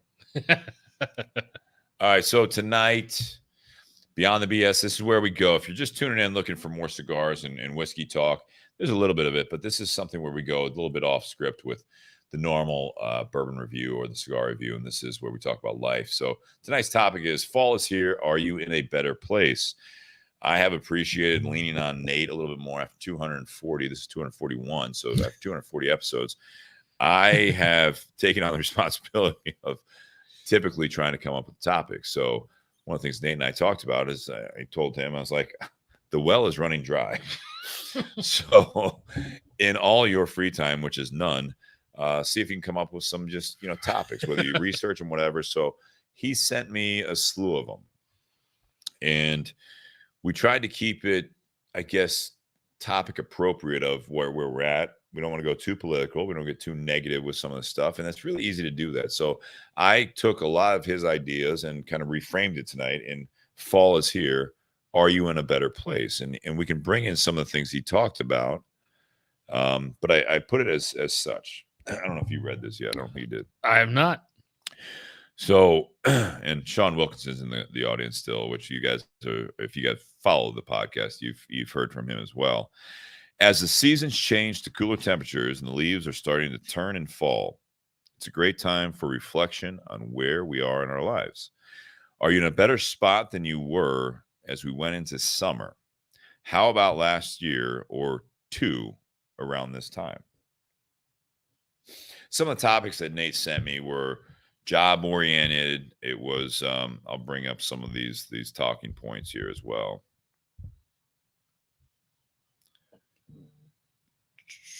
So many text messages. I was about to say, I sent it to you this afternoon. I shouldn't be too far down the list. But then again, you are a very popular person. Not popular, just. So some of the ones, it was about job security. It was about what's the new norm? Talking about remote work. Some of those things were, obviously very relevant. Talking about decision making, what raises and lowers your self-esteem. But I'll kind of frame it here as such. Not necessarily diving into politics, but one of the things on my mind right now is that we have elections coming up in November. Midterms, yeah. Midterms. So, but it's glanced over in the past for a lot of people. But I look at that stuff, and you're coming into the fall. It's like, as we went into the summer, what was going on? Have you improved? Have you stayed stagnant? Are you in a lower point than you were? Are you not happy with the progress? And you go back. I have these, again, working with the public, if you will, on a day-to-day basis. As the seasons change, everyone always says, I can't believe it's already fall. I can't believe summer's almost over. And I made comments to a lot of people because this was my personal, in late August. I'm like, I agree, but I look back at the 4th of July and I'm like, that feels like forever ago. Yeah. And that was 6 to 8 weeks prior when I was having these conversations. And I saw it in people's eyes and their comments back. They're like, that does seem like a long time ago. But it's there's also the saying is, as we get older, time just seems to fly. So that when you were bringing up a lot of these topics, I was like, all right, so yeah, we've done seasons change. We've done that on the podcast before.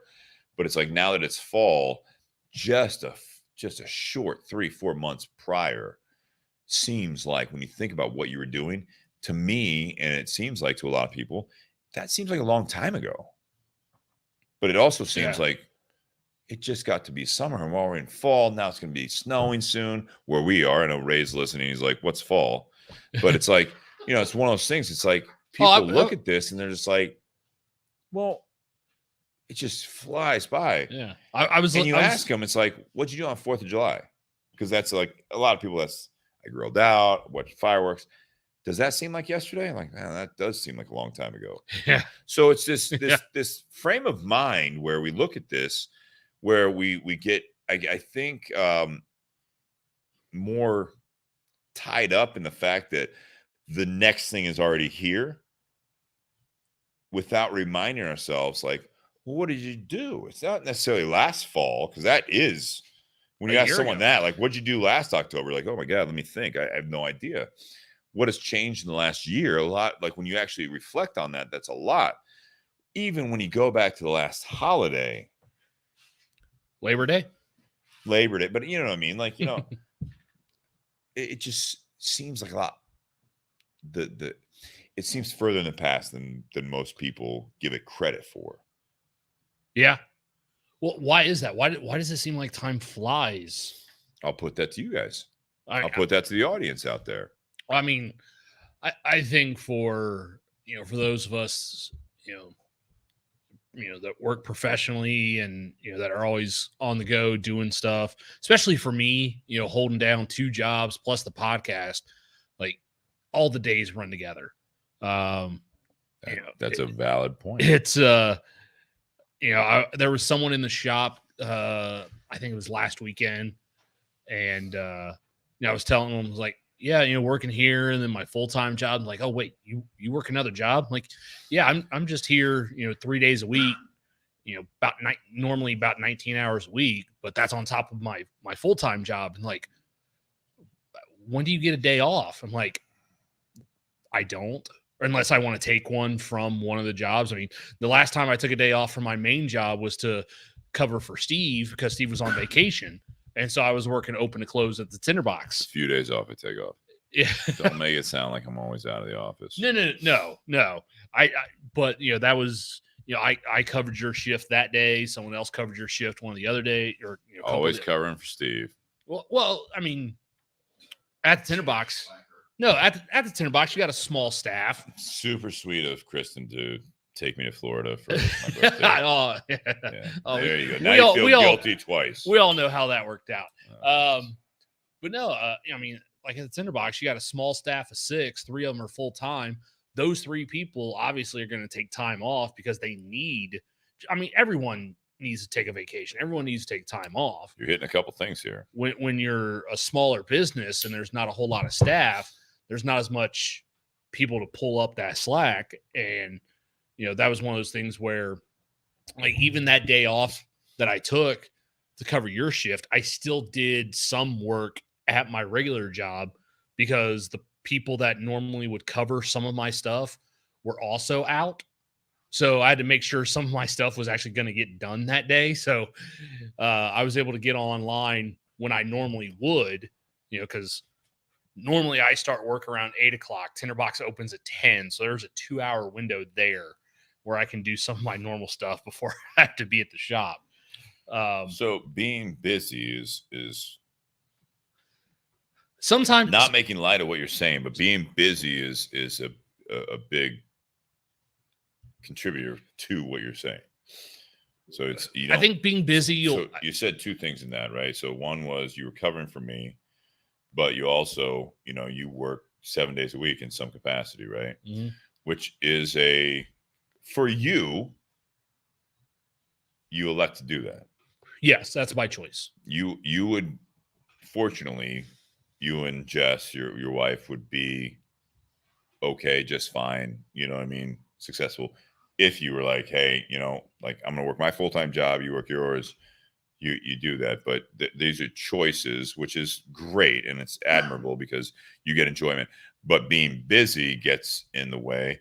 You mentioned me taking vacation, which I don't take much vacation. True. But in this circumstance, it was something that I think that, again, being busy and filling your day with different things, the everyday stuff, all of a sudden being busy, sometimes I think this contributes to what we're talking about here, is that on your off time, it's always something. You either have house things to do or laundry. If you have a family, now you're running around everything else. Like, your life is, a lot of times I feel like there are a lot of people, and I think we all experience this at some point, whether you have a family or not, but it's like my life is not even my own anymore. And I think that's a backed up on the ropes type mentality where initially it was like, I want a family. I want to have a house. I want to do this. I want to do things that I enjoy, like whether it be from a job standpoint or whatever it might be. But it's the 24 hours out of the day that you're trying to make the best of. When you fill those 24 hours a day with everything that you're doing and everyone in your life, now it's like, oh my God, it's already fall again. Yeah. Right. When you're filling every day with something, yeah, time absolutely will go by a little bit quicker, I think. Then time goes by quickly, even not in the moment, but when you're not doing shit. You're just laying on, you're binging Netflix. Where the fuck did time go? It's like, what have you been doing? It's like, hey, have you seen season 2 of whatever bullshit I'm watching? No. How many episodes? 24. Oh, half-hour episodes? Hour. Oh God. Like, how did it take you like a couple months? He's like, no, it was 10 days. Oh, I went through. Oh no. So a couple and I've done it, you know what I mean? I've done it. Yeah. Because my main job, I can work from home. You multitask with Netflix? Yes. Or Hulu. But no, I literally went through, because there's a show that I watch and they're in season 5. Season 5 just started recently. And I kind of wanted to go back to the beginning to see how all started and remember how we got to where we are and some of the cast changes that have happened during the course of the show. And I watched the first 4 seasons in 8 days. Because I was able to watch it and listen to it. There are help groups out there for you. And we can start on this podcast. Sean, what do you have? I kind of wanted to start over. I wanted to piggyback off of what Nate was saying in terms of, I think when I was working at Amazon, I did 40 hours. I thought of you when he was sending me this stuff, and I framed it as this. Yeah. The time thing of where are you in a better place? Yeah. And I remember having you on, being friends with you, obviously most important, but having you on, and when you were talking about it, when you were at Amazon, before that you were on the show. Yeah. After that, you've been a part of the show, and it's like just to see the short time frame. Yeah. Yeah, and I think that's what it's been quite a few years. Lifestyle and life changing, and when I was at Amazon, it seemed like it wasn't as, it was a fast paced job, but it wasn't, time didn't seem to fly by because it was kind of you were busy, but it wasn't, I didn't have to think a lot. It was more just physical labor and just doing shit, So to me, sometimes those physical labor jobs, time slows down. Yeah. I think that's what it was. I got 20 miles again to walk today. Okay. Let's see how fast this goes. Oh, really fucking slow. Awesome. So, but when I transitioned over to my new job, which is back in September, it was a year ago. It was last September? Yeah, I started a year. I know, right? Where's time go? Yeah, there we are. And so when I started that, when I was working the first 4 months, I was working 12 days straight. I'd have 2 days off and then work 12 days straight, 24/7. And until I finally got help in December. And then now I got another third person. So now I got a much better schedule. But when that first few months started and all hell was still breaking loose in the charter industry because of COVID, it was non-fucking stop. Yeah. From the morning I woke up to the time I went to bed, I didn't have a break. And that flew by because it was one of those things that you're just balls to the wall. And you're like, holy shit, it's already 5 o'clock. What the hell just happened? I took a piss at noon and I hadn't got up since, and I'm like, what the hell just happened? So kind of like in that sense, it did fly by. But then when I started getting more help, and now I've got more time off, days off here and there, I got a much better schedule. 3 days off at a time. And it is, to me, it slowed down a little bit. In comparison, definitely slowed down. Still busy, and there's certain days where time flies by. But overall, like when you said back in 1st of July, I'm like, well, shit. 4th of July, I remember going swimming and having fun and golf. And then I got this ear infection. It took almost over a month to like get over. And then I had COVID after that. And it just seemed like that all drug out really slow to me because it was just every day I woke up in pain or I wasn't feeling well. So that definitely slowed shit down. So I think a lot of it depends on what your lifestyle is at the time and what you're doing. I don't envy anybody that works long shifts and nonstop and doing things like that, because I think time does fly by, and it's unfortunate, especially if you're a person who works like that and has a family, and you miss out on a lot of opportunities to be with them. Yeah, and that happened a lot. See, last year I made a job change, still within the same company, but changed departments, changed jobs last year, and I kind of had the opposite of what you experienced. I went from working overtime every single day, being the highest volume person on my team, to then it took them in my new position or my current position, it took them a month to actually train me and assign me work to do that. So that entire first month, and I think their thinking behind it was the department was already behind.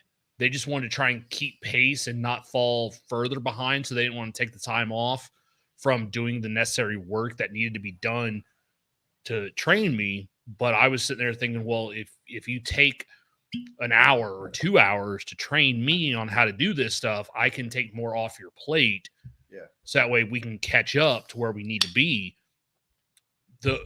Those days where I was waiting on work to do, it seemed like the day just dragged the fuck along. Why? And because I had nothing to do. I had nothing to occupy my time. Yep. I mean, at one point, at after the first week, it was so bad, I moved a TV and PlayStation into my office and started going through old PlayStation games Like just PS1? to replay them again. Huh? You can do that? No, PS4. You're talking about your office, your house, right? Yeah, the offset. Yeah, the offset. My home office. My home office. Not the office. No. That was the day, man. Like having video games at your office. Oh, no. Yeah.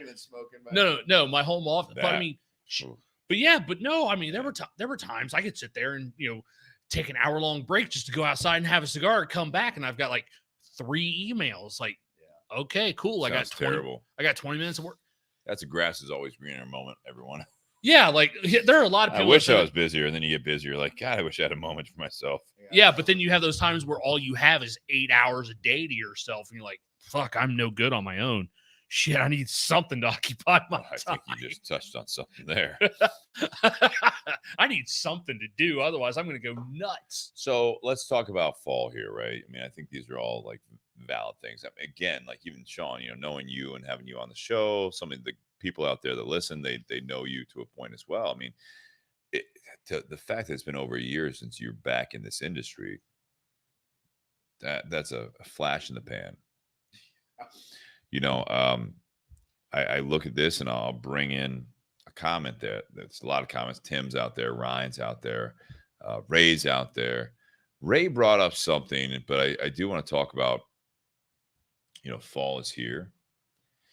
This is where I think that, and I'm doing 2 different things right now. So, all right, let's start with fall, and then we'll go back into this how time flies type thing. Are you in a better place? Fall, I think we always talk about, especially being in the tobacco industry, like pipe smoking and stuff like that. The scent of smell is one of the biggest ties to memory that you have, if not the biggest. Oh, absolutely. Senses, right? Absolutely. So fall is something that it's as life is progressing, this is a season, if you're in an area that has a fall, it should bring back some memories, right? Mm-hmm. You talk about some of the holidays, Halloween. You talk about, you guys ever take hay rides?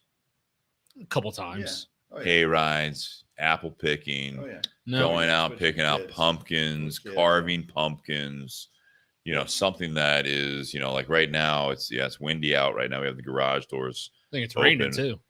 But it's just like, it's leaves falling, turning. The crunchy leaves underneath. This is a season, depending on where you're at. But I mean, where we're at in the Midwest and in America, it's the senses are overloaded. I mean, like there are colors that you see that the only time you saw that was in a 64 pack of Crayola crayons, right? Those damn leafers.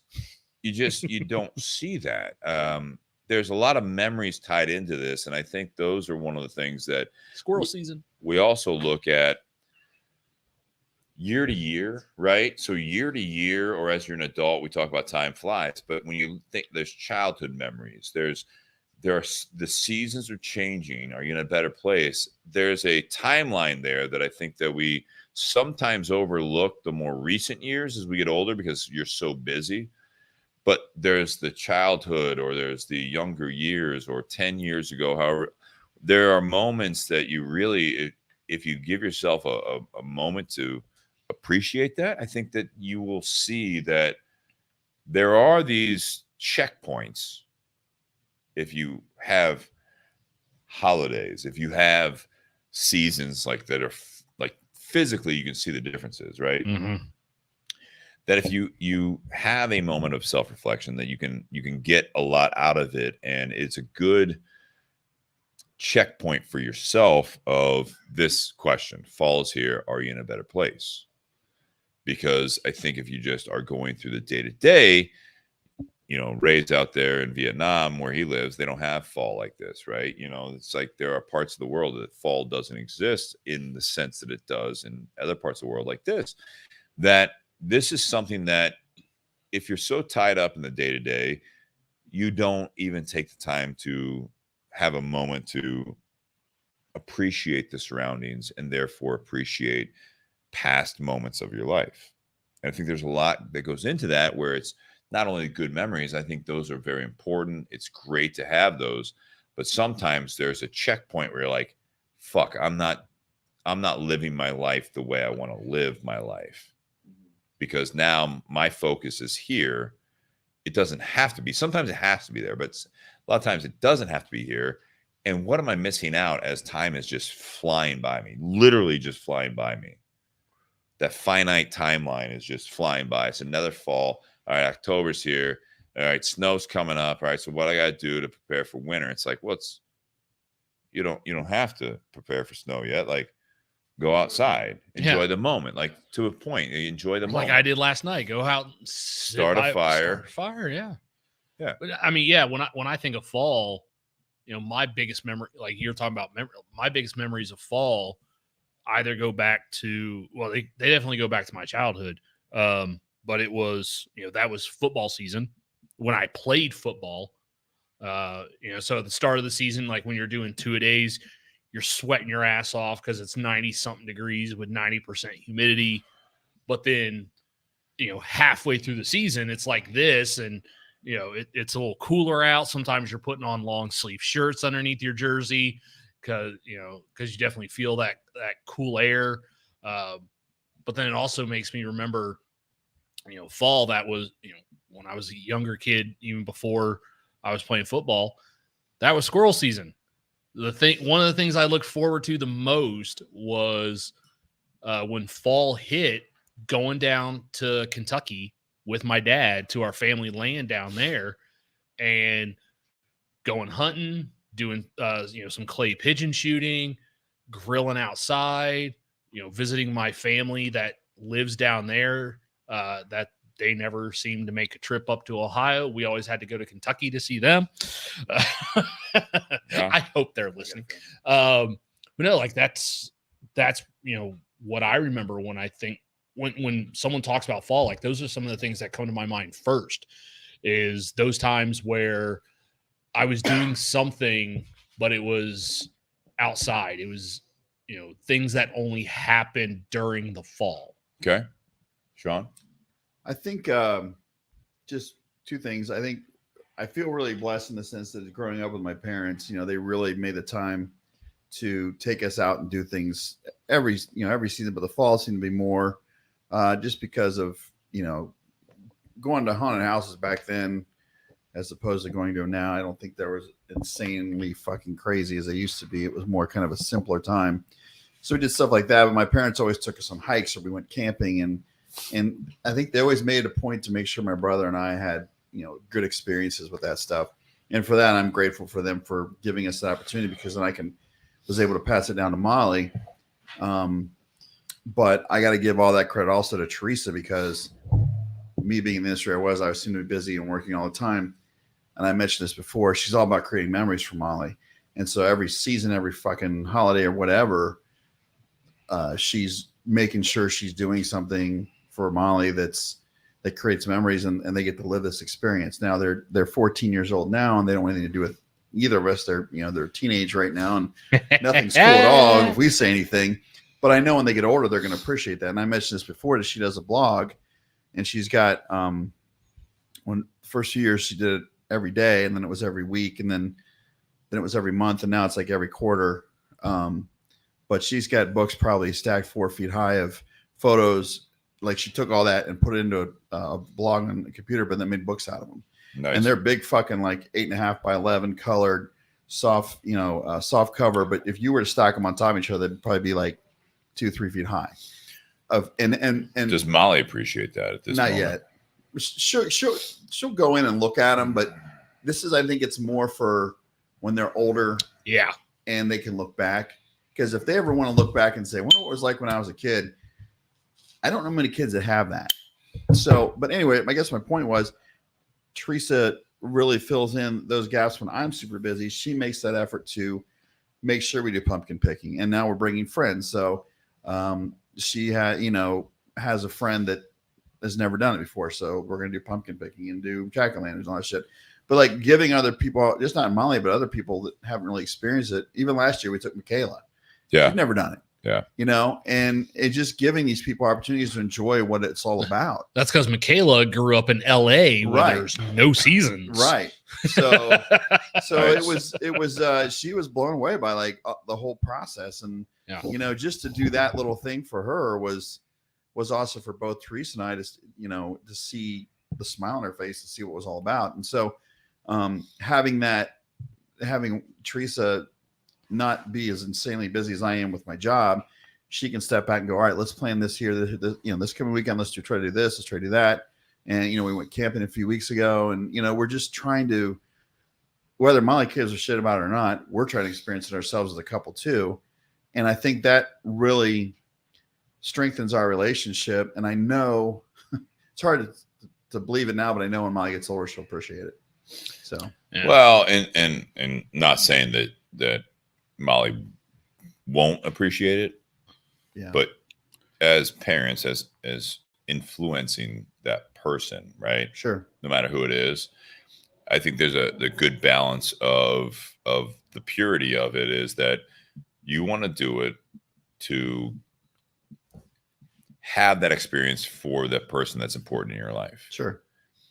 But you also have to put the effort in. Yeah. I think that I'm not the only person that would say that, but you bring up some of these things and it's like everyday life can absolutely beat you down. Mm-hmm. And so in your case, Sean, Teresa, or whoever it is that I want to go do this, I want to go do that. And you're like, I don't have time. I don't want to do it. Some of those small moments really do bring in a lot of long-term effects and continuing growth in that. Because like anything else in life, if all you do is take things for granted, like the next season, like fall, things are happening, you don't get out there. It's fine if you are busy and you don't appreciate it like you did as a child, right? But it's something that it's like you're trying to do these things to keep level. The longer you push that away, you might have some bigger problems in that. Sure. But I think you're going to have the missed opportunities. You're going to have those moments where you have the missed connections in life, right? So now all of a sudden it's like you've gone through this fall, last fall, whatever it might be. And it's like you're lacking as an individual because yes, things change as you get older. It's not always, like I said, like as a teenager growing up, being in that position that Molly's in, you're, this hayride was fun. There's an experience as a teenager. You're like, so I'm sitting on a thing of hay as we drive through a corn maze or like trees. And it's like, what's going on? Right. Well, no, just like look around you. It's like, okay, I looked around me. Like, now what? I know. You know what I mean? There's no cell reception out here. Whatever. Well, you know what I mean? Like, hey, there's so much there, and it's like you can't force it, but the fact that you're open up to that, I think that's important. Yeah. Do you think we've gotten better after the last several years? Because Ray made a comment, and I've been holding off on it because I think it's a rabbit hole. You saw that, right? I don't know which comment you're referring to, But it was about the last few years, and it's like, do you think we got better as we've opened things back up, or do you think we've gotten worse? His comment before you comment. Oh, sorry. No, it's fine. I don't think I can pull it up on my I can screen read it anymore. from here. On the other hand, don't you feel as in the last 3 years have flown by? So many people lately have said to me, quote, "Oh, that was just last year, right?" End quote. When in fact it was 2 or more years ago. I call that the COVID effect. It's a missing 18 to 24 months. So with that comment, I'm not going to dive into the COVID or No. But do you think that we are stronger with some of this stuff? Do you think that there are some people that are appreciating the loss of time in Ray's comment? Or do you think that, you guys listening on the live or you in the garage, do you think that we're a little bit even more numb now? Like we don't need to get out. I think that was one of your things about like working remotely type thing. You know what I mean? Like, yeah. There's some of those things that were happening before. And we talked about this a year, 2 years ago on the show where it was something that's like people were taking things for granted. And at first they were like, oh man, I kind of miss getting into the office. I miss going out and doing stuff. I miss social interaction. And then there was this diagram of the sensitivity or the interaction need went down, and some people popped back up. Some people stayed down here, and they're like, I don't need any of this anymore. I'm good. I'm good at home. It's not working from home. Just that. It's literally like, I don't need to get out. I don't want to get out. Well, I can experience life from my hermit life. It's like, well, you live in the suburbs. I don't understand. Like, it's not like you live in the country, but they reframe that. Well, I think during the last 2.5, 3 years, yeah, we definitely look like we look back and we're like, oh my gosh, it feels like COVID started last year, and obviously it was a little bit before that. But it seemed like those times flew by because we weren't doing anything. But I think that's because when things were shut down, when businesses were shut down, when we were all told, to stay home and work from home and all that stuff, we didn't have any experiences to mark in our memory of any of that time. Like we didn't do anything because, if you were to really sit there and think about like the last 2.5 years, go from March of 2020 to now, like what are some things that you did during the 2.5 years? During the time when things were shut down, most people probably didn't do anything. There's nothing memorable to think of. And that's one of the reasons why I think it feels like time's flown by, because they didn't do anything memorable. And I think once things started opening up, once things opened up, people were like, oh my gosh, I miss going here. I miss going to this restaurant. I miss being able to go out and do this or do that. And so then it caused people to go back and do those things again because that's what they remembered. It was, even though it only been a year or two, it was almost like going back to time. It was almost like going back to another chapter of your life, to go back and experience those things again and remember like the joy that was there when you used to do those things on a regular basis. You used to take those things for granted. And then when they got taken away from you, that's when you realized, shit, I actually really did enjoy that. I never truly appreciated doing those things until the opportunity to do it was taken away from me. And then once it became, able to do it again, now, there are some people like, I want to go full bore and, do those things again. I want to experience more of that. They understood the time loss with that. And then there were some people that were just like, Well, I guess this is just, the new me. Like I don't leave my house. I work from home. I don't go anywhere. I don't do anything, just fuck it all. I think and Sean, I'll get to you here. I think this is a really, really imperative thing we have talked about on the show before in part 2. With all of that, it was there is I would venture to guess, again, this is not statistical, but the majority of the population in this country, all over the world, before all of that, whether or not you experienced it, we never experienced anything like this specifically, but there was a time where you got your freedoms in a sense taken away from you. This country was more transparent, I think, with the fact that in America you had some freedoms that other countries don't have. And as it came back open, right, you had been taking some things or a lot of things for granted that you didn't take advantage of anymore as you got older and whatever your situation was. And as they opened back up, we talked about on this show the best practices. Did you take the best practices from before, during the shutdowns, and as things open back up? Are you living your life based off of those two factors and taking 1 + 1 = 2 and making the new norm, as you mentioned in some of your comments on, when I asked you about that? Yeah. Do you take that into effect so that you have the new norm taking 1 and 1, the new 2 is better? Or do you get complacent in that? There is something there that I think some people have really taken advantage of. It's that whole Tim McGraw song, "Live Like You Were Dying" type thing. That we Netflix, as things were shut down initially, you know what the #1 fucking movie was on Netflix that wasn't on there before? Outbreak. Oh, I remember that. Right. I didn't watch it during it. This is how we handle each other. I'd seen it. All right, listen, this is how we handle each other. That shit's coming down. No one really knows what's going on. You show Outbreak. Zombie movies were at an all-time high, right? So this is how we handle our population, when all you should have done was play Tim McGraw, "Live Like You Were Dying" on loop. And all of a sudden, as things opened back up, everyone came back out and they're like, "Oh my God, most of us are okay.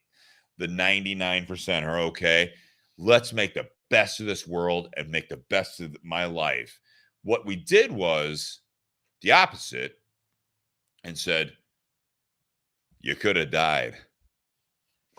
That's a frame of mind there that as a society, we're like, you still could die. You're like, but what's the positive spin on that? You might die. So what's the positive? It's like you might kill someone else. Like I'm trying to really grasp on here. It's like, make the most of the time that we have is the message that should have been sent. And to this day, it's still not. It's you're killing. What was it? You're killing grandma. Big Lebowski. You're killing grandma or whatever. Well, I forget what the movie, but it was like one of those things. Is like you're hurting everyone. It's like, but we should have taken some positive notes from this. And I think that's really where some people have done that, and other people haven't. Yep. What do you want to say, Sean? Just the question you asked about, what, after you got through COVID, I think for me, it was definitely you took things for granted before. And I think I really learned a sense of appreciation for what we had. I shared a thing back on October 4th. It was the anniversary, 23 years ago, 23 years ago, I got the call about being diagnosed with a brain tumor. Yeah. And, if you guys listen to the first podcast Sean was on, it was. Yeah. So I remember, and I use that a lot. It came up and I kind of shared what I went through when it was like, but I tend to go back to that day a lot because of that was the day where nothing else mattered. All the small, stupid, and insignificant shit that stresses you out goes out the door, and all you care about is that present moment and how we attack whatever the problem that's in front of us that we have. And I think that helped me a lot with, there were times, I think there's some rough times, obviously, when we couldn't do much, and time slowed down for me just because I'm a social person. I love going out and being with people, and the fact that I couldn't fucking drove me crazy. I remember during that time you wanted to come over here. No, I was every day like, can I just sit outside your garage? Yeah. We did some remote podcasts. Yeah. And it was like, in this show, it was like Nate was at his place. You were literally, half a mile, maybe a quarter mile from here, and you were on the, absolutely. Yeah. And so, but anyways, it was just, that's why I kind of keep trying to learn from when I went through back then and keep applying it to today. And, I really did have a sense of appreciation once things got back to somewhat of a bit of a normalcy, and not just for the social aspect, but just things that we couldn't do before that we could do now. It's like concerts or going to a game or going where there's crowds and not have to worry about it. And I think that was, going back to the tinderbox, that we can actually start smoking inside the tinderbox. I mean, that was a small victory for me. I mean, that was fucking awesome. It was real nice when it was real quiet. Yeah. Oh, yeah. Yeah, or you guys would be smoking and I'd walk in. So loud. God damn it, Sean, you would always something. Get the fuck so loud and smoky in here. Remember back in the good days when it was just us in here and we had masks to put on when people walked in. When it was, the holiday. No, I'm joking. But you bring up the tinderbox, like the holiday season, come December, that's always a big time at tinderbox. It's always very, very busy. And because it's colder, we get a lot of people, a lot of regulars, or people just off the sidewalk coming in and hanging out and smoking. But then there'll be people, primarily the ladies, when they want to come in and buy gifts for someone, they don't like to spend a whole lot of time in the shop because they don't want their coat or their hair to smell like a cigar shop. Because sometimes that'll give it away where they went and bought a gift. They don't want to give it away. Because there have been years in the past, and in the 4 years that I've been at the tinderbox, the holiday season is nothing. I've been in the cigar industry for over 10 years now. The other shops I worked at compared to tinderbox when it comes to the holiday season, drastically different. And because there's more people inside, because it's colder, they're not smoking outside. But then the volume of shoppers coming in buying gifts, you got high foot traffic. It's insane. But when things were when we still weren't allowing customers to hang out in the shop and smoke, that was the easiest time for some of those ladies to come in and buy gifts because they didn't have to worry about all that smoke. Because they're literally selling the cigar industry real short here, Nate. No, because this holiday season, there's smoking involved, and we encourage everyone to come in. But like I'd literally seen people in the past like open the door, see the cloud of smoke, and not want to set foot in the store. And so we got to do our due diligence to like go outside and interact with them and still try and get them a gift. You're not wrong. I will say that some of the best practices, though, is that there are people that come in to this day after all that, right? That they just stand there like, oh, the positive side, right? Mm-hmm. Man, that reminds me of my grandpa. Exactly. Yes. Man, oh. And it's primarily ladies I get that with. That it reminds them of their dad or their grandfather. Yeah. Like the number of people, primarily ladies, that'll just walk in and just take a big breath through the nose to get the smells. Can I help you with anything? No, I'm good right here. Literally get people that walk in the store just to take a whiff of the smell and then walk right back out. Because what does it do? It makes them remember something. Kind of like. So let's bring it back to this. Fall's here, right? So we have another season coming. It's winter in the Midwest and a lot of other places of the world. Is it something that, are you in a better place? It's not. The better place comment was a frame of you, right? As the seasons change, as time goes on, are we getting better? Are we letting time and the busyness take control. We've talked about on the part 2 before. This has been years now in the making, where your best happiness as a frame of reference is not other people that you want to be like. You look and the Joneses, keeping up with them and all. That's one thing. But some of the best times in your own life. Mm-hmm. What brought you to those moments? And are you in a similar moment when fall comes around, when winter comes around, spring comes around, summer comes around, when the next month comes around? The New Year's is one everyone really just gravitates towards, right? New Year's resolutions. We talked about, we'll do it again this year. New Year's resolutions, there's some benefit there. There's also a lot of bullshit there. If you're waiting on the calendar to remind you how to live, there it is. We're losing a little bit of ground there. So it's like, I think this topic falls here in a better place.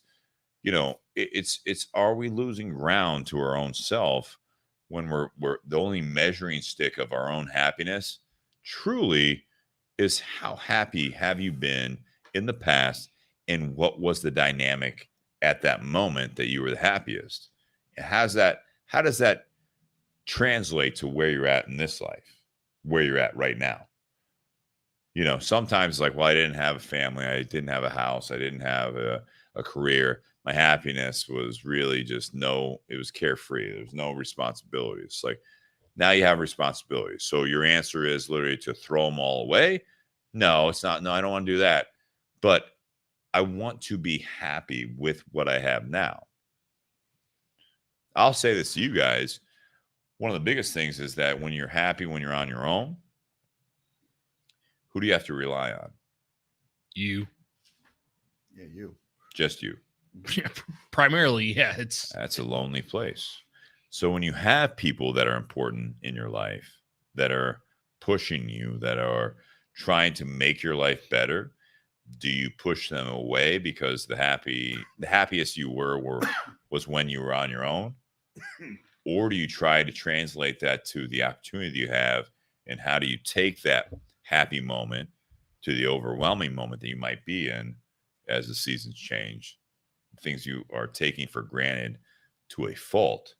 And how do you take that moment and those factors to make it better for you and everyone else around you? Well, I think something that Sean kind of touched on a little bit to answer that. Like, if Sean was by himself, would Sean be going, picking pumpkins? He'd be living in my basement. Would Sean be picking pumpkins? Would he be picking apples? Would he be going on hay rides? Probably not. If Sean was, he'd be golfing by himself. If Sean was, now let's add in having a kid. If Sean was a single dad, but as busy as you have been with work, would you still have the thought to take your kid to go pick pumpkins, pick apples, go on a hayride? Probably not, because you're so tied down being busy and having so much work to do, that stuff may not creep in. I think one of the things that you touched on earlier that I'd actually written down was, for you, the importance of having a partner that has the time and the mindset to think of those activities and those things to do. Yep. You mentioned, your wife was the one who was like, hey, let's go do this. Yep. Let's go do this. You were so bogged down with work that really wasn't a thought, but someone else, even though they work a full-time job as well and help raise a kid, they, at least because there's two people in the relationship and both of you are different people, that person saw a different side of the coin. Sure. And, they wanted to do that. Like, you talk about your wife, Teresa, having, like the scrapbook of pictures and activities and things that happen. That's kind of what created, you guys being able to do some of those activities, even though Molly might not appreciate those things now, they will later. But, it's the importance of having that other person in your life to help see that other side of it. Otherwise, you might just stay at home and go out and do a damn thing. That's an excellent point. And that's where I think that's why I've been married to Teresa for so long, because of it's kind of like we, as a couple, one may have more strengths than the other, and you kind of balance each other out. And I think that's exactly Different strengths. or different strengths. Yeah. There you go. And you balance each other out with that. And for that, I've said earlier with my family and with Teresa, I'm blessed, man. I'm a lucky one. I'm lucky that I have the opportunity that I have. And I try my best to thank God every day for that, because I mean, any given moment that may not be there anymore. And that's kind of like the whole Tim McGraw thing, because you never know. You don't have tomorrow. You're not guaranteed anything. So the fact that when I fall into these depressions and these times where I get overwhelmed or just I lose my shit, as I try to go back to stay in the present and kind of take note of what I have in life. And I think when I start to do that, I'm doing that more now because of counseling, because I've been going to counseling for so long, and they've given me like practices and things to do. It makes me really enjoy life a little bit more, just to step back sometimes to see if I see something like a nice sunset, just to kind of just take a look at it and just enjoy it, and or whatever it may be. I was walking the dogs today, and there's a really cool tree back here that's colored, and the dogs are playing by the tree, and it's like a cool opportunity, Yeah. It's just that small shit, man. That's where I think a lot of people overlook, and it doesn't take that much time to just take something as small as that to appreciate what you're looking at and what you see and what you have in front of you. Well, I think you're missing a point that you did was you went out for a walk, you took the dogs for a walk, you looked around, you did all that stuff. There are activities there. There are active moments that you can do for this stuff. Again, fall is a great season. If you guys experience fall wherever you're at, that you have to look up at the trees, get out of the house. Yep. Going back to Ray's comment about, like the I hate we're at this point, the COVID years, right? You can't even fucking leave your house, right? It's like, more or less a lockdown, right? But you get out and you appreciate those things. You have to give yourself an opportunity to appreciate those moments. If all you do is you stay tied into your monitor and all that stuff, it's like, yeah, you better pick your best screensaver to appreciate what's out there in the world, right? Like Windows, Apple, all that stuff. You put a screensaver on there, and they're like, man, that's beautiful. Yeah, it's beautiful on a 8K TV, whatever you're looking at, right? Yeah. It's even better if you just walk your dogs, if you're in an area, or you like appreciate the city you're in. You just walk outside. You know what I mean? You talk about that screensaver, like someone had to go outside and actually take that picture. Or you send a drone out and do it, whatever. Okay. Those have a limited radius. Those have a limited radius. They still have to at least be somewhere near there. But no, I mean, someone took a picture. But you went out. My point is that you put yourself out there. Yeah. So again, going back to this falls here, you're in a better place. It's interesting to me is that, we're in yet already, to some people, it's the new norm. It's the old norm. It's things are back to the way they were, whatever it might be. But let's not get into the big issues. We can, anytime we can dive into some of the political stuff. We can dive into the economic stuff, but it's just the simple things in life. Mm-hmm. Sometimes a season changing, a date on the calendar, holiday, those are the moments that can be used as checkpoints that are you in a better place? That's the goal, right? That's the growth. That's the progress, right? That's the whole thing where you want to get better for yourself and everyone involved in your life. But are you growing? And the setbacks, again, setting those checkpoints, sometimes you aren't in a better place. Yeah. And realizing that can be something that now all of a sudden it's like, all right, so why am I not? What happened? What happened? Where can I grow from here? I think that's a really underutilized thing right now is the fact of time, that you can reframe some things in your life that you may not have been living your best life. You have not been appreciating that you may not have another fall. You may not have another moment. To your point, Sean, it could be gone in a moment. Yep. What are you doing on your day-to-day life to balance the everyday responsibilities with the fact that time is always fleeting? Yeah. I think it's important. I do too. I like what you said, like the kind of checking in with yourself and checking in, and it's just to have that. If you can remember to do that,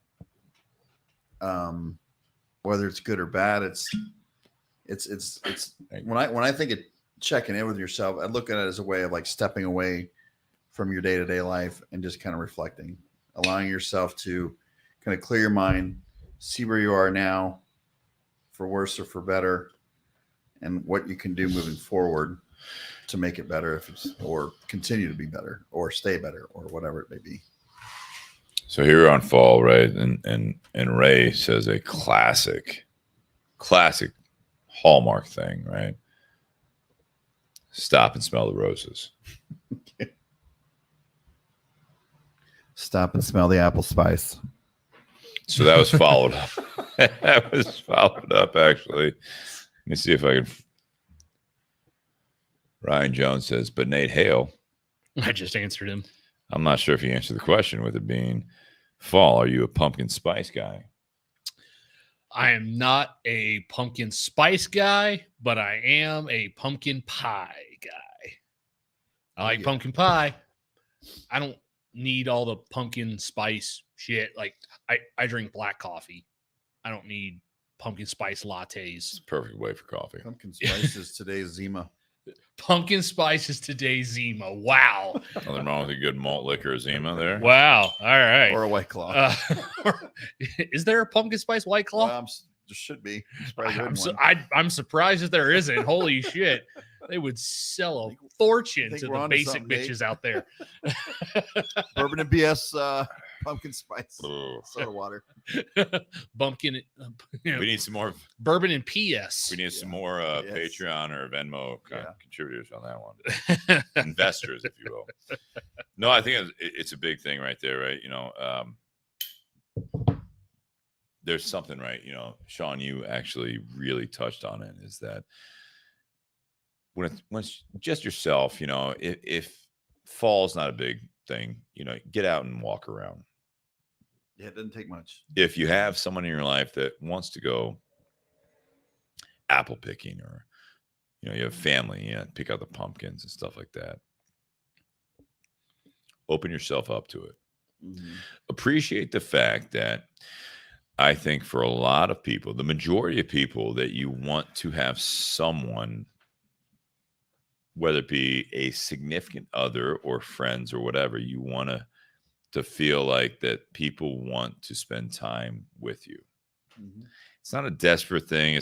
There's nothing wrong with solitude, right? If you can do it in the right space, right? But this is a time, right, where if someone wants to, hey, I want to go apple picking, I want to go spend some time out in the corn maze. There's several responses you can have. I would really encourage all of you that the one you don't go with is like, I'm not interested in that. That's not what I do. Because it's not what you do on your own at that moment, right? Yeah. But if a family or friends want to do that, get out of your own comfort zone and do it with an open mind, so that that person that's important to you can experience it because it's important to them. And now you're along for the ride and you roll with it. Are you reading my notes? I haven't looked at it. But no, I mean, that's kind of what I'd been writing down. Like, there are some things we do, and I know, Steve, you've talked about it in the past before. Like, if you were on your own, and I kind of mentioned this to Sean while you had to go outside. Checking the landscaping. Yep, absolutely. But like, if you were by yourself, would you go to a pumpkin patch to pick out a pumpkin? Not on my own. Probably not. Not on my Would own. you go apple picking? Probably not. No. As an adult, even if you had a family, like, are you going pumpkin picking or apple picking for you? No. But you're doing it because the other people that are there with you.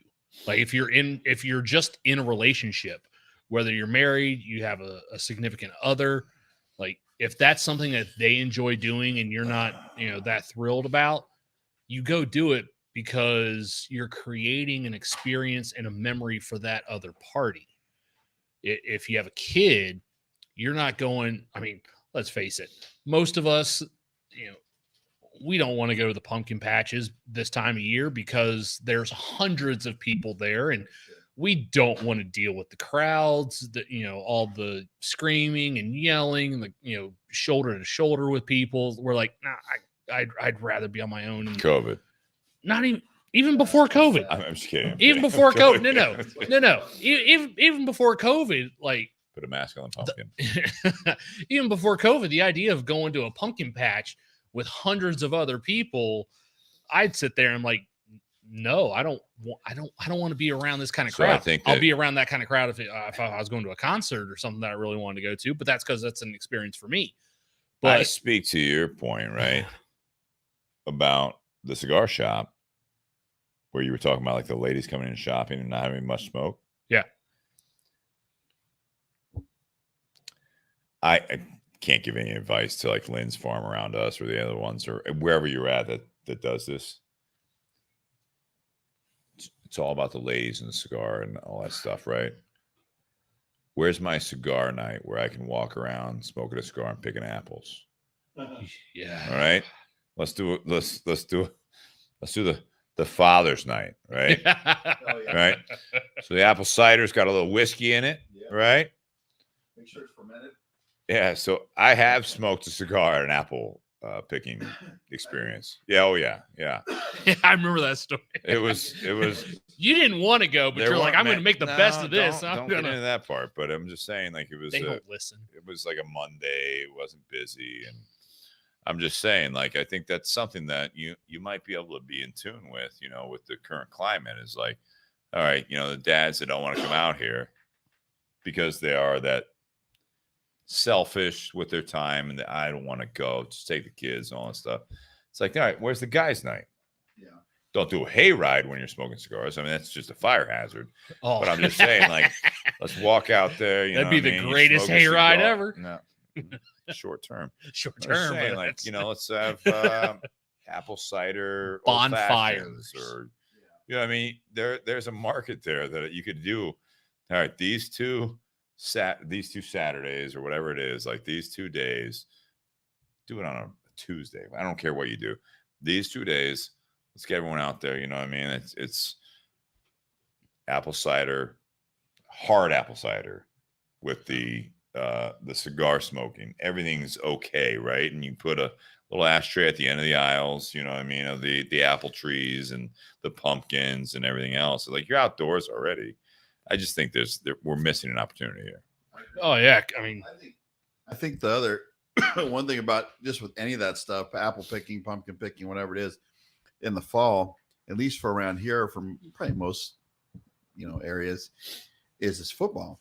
Mm-hmm. It's like, what's the last thing Dad wants to do when Ohio State's going to be playing Penn State or Michigan, or in your case, Notre Dame or whatever? And like, I used to DVR it, and I could last however God many years I've always had to DVR games because I could never watch it live. Then I had to avoid getting texts because people. But anyway, I think that's where it gets kind of tough for the dads that really. You can tell the dads that really don't want to be there because they got a Buckeye jersey on and they're constantly checking their phone for scores and shit. It just cracks me up. Well, that's why all those pumpkin patches, the hay rides, the apple picking places. That's why they always have a bonfire. Because they know eventually all the dads are going to be just standing around the bonfire, just staying there staring at the fire. Yeah. And that's their happy place. They're just going to stand. Yeah. You get them standing around a bonfire, smoking a cigar. Like, I'm good. Like, yeah, I had to deal with all the crowds. Had to take my kid out here. There's all the screaming and yelling. But I'm standing next to a bonfire. Life's good. But if you're not a Buckeye fan, that's the best time to go. You're right. You're right. Because everybody's going to be home watching the game. But it was a good game. Yeah. There's two sides to that. Not really on topic, but there's two sides to that. I'll comment on this because I have opinions on everything. One side, nothing you're going to do as a fan watching the Buckeyes or Notre Dame or your NFL team on the weekend.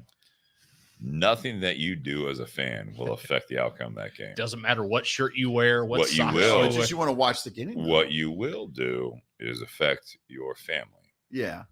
So walk away from it for a day. I'm all for it. Your girl wants to go out and do all this stuff. Appreciate that you have a girl that wants to do all this stuff that with you. There it is. When I'm saying this, I'm just saying that.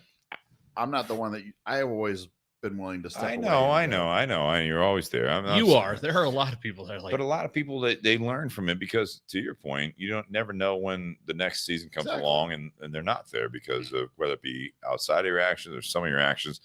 But I do think that there's something there that there's a compromise, right? Mm-hmm. So I remember there's a farm and restaurant down in Canal Winchester, and the first time Jess took me there, it's like an hour away from our house. So I mean, for me, that's quite a drive to go there. She wanted to go there, for the restaurant and the stuff that they had, a little market in there and everything. I was like, all right, I'll go because you want to go. You like this place. I'll go. Help make you happy. What was right out front of the restaurant? There was a fire pit with a bunch of dining tables around it. When we went and paid our bill and were going around the market, I walked up to the cashier and I was like, you guys have a fire pit out there and it's outside. So like, can someone go out there and smoke a cigar? And they're like, yeah, we don't care. And all of a sudden I'm like, yes, I love this place. I want to come back. You mean I can come here, eat, have a beer, and then go sit outside by the fire pit and smoke a cigar? I'm in. You need to start advertising that shit. You get more people here. That's all it took for me to be like, I'm in. Whatever you want to do. Anytime you want to come here, honey, let's go. Yeah. I'm in now. All right, let's go back to the topic. Are you guys going back to that place this year? We've been back there this year. We've been back there a couple times already. Yeah. Good for you. Is it out west? Yeah, it's down in Canal Winchester. It's called Blystone Farm. Yeah. So they raise their own cattle and stuff. And so like when you go into their restaurant and you see the steaks in the butcher shop, that's from there. Yeah, that used to be a cow a week or so earlier. Yeah. So before we get into closing remarks, because I'm not quite there yet, we're having a good time on this, but I want to put it out to the audience out there that are listening live. What are your closing remarks about this falls here? Are you in a better place? With that being said, are you in a better place than you were last season, last year, 2 years? Ray's comment, pre-COVID, all that stuff. Are you growing? Are you doing better? I'm not asking for your closing remarks. I'm just trying to interject, get some interaction out there. But I mean, where are we at here, guys? You're talking to them. Yeah, you guys and them out there and in the garage. I will say it's kind of been an ebb and flow for me in terms of, at least in the past year, with job changes and then fighting depression and then getting out of it and eating better and losing some weight, and then I'm kind of falling off of that again. But I'm a lot more aware of now of when I'm starting to potentially go in a downward spiral. I know how to catch it before it gets worse. So whereas before I would just keep going and recluse and make it worse. How do you switch gears there? A lot of it was learned from this past winter with the counselor. Again, I think I mentioned earlier, like he gave me some tools to use with just when I start feeling those certain ways. And I think it varies with each person. Yeah. Oh yeah. But I feel like I've learned a lot this year, and just for myself, and especially that really hits home. And and we had that episode a few months, maybe weeks, or maybe a few months ago about balance, and I think about that a lot too. Yeah, about how I take that as well as the other, the mental side of things, the tools. But I took that episode to heart because I was going through some shit like right after that episode, and I learned a lot from that too. And those ships. Yeah, the ships. The whole oh my god, let's start the ships again. But impromptu metaphor. Yes. That was completely on the fly. It was awesome. Yeah, but we should record that. That being said, we did. I think that really taught me a lot too. To like when I start, staying focused. If I start veering off or getting obsessed with one thing and not another, and trying to have that balance of family life, and like I'm really starting to get into golf again, and I just think to myself, you know what, I'm probably losing my this year. You were on that show, right? Yeah. I need to YouTube just that part too.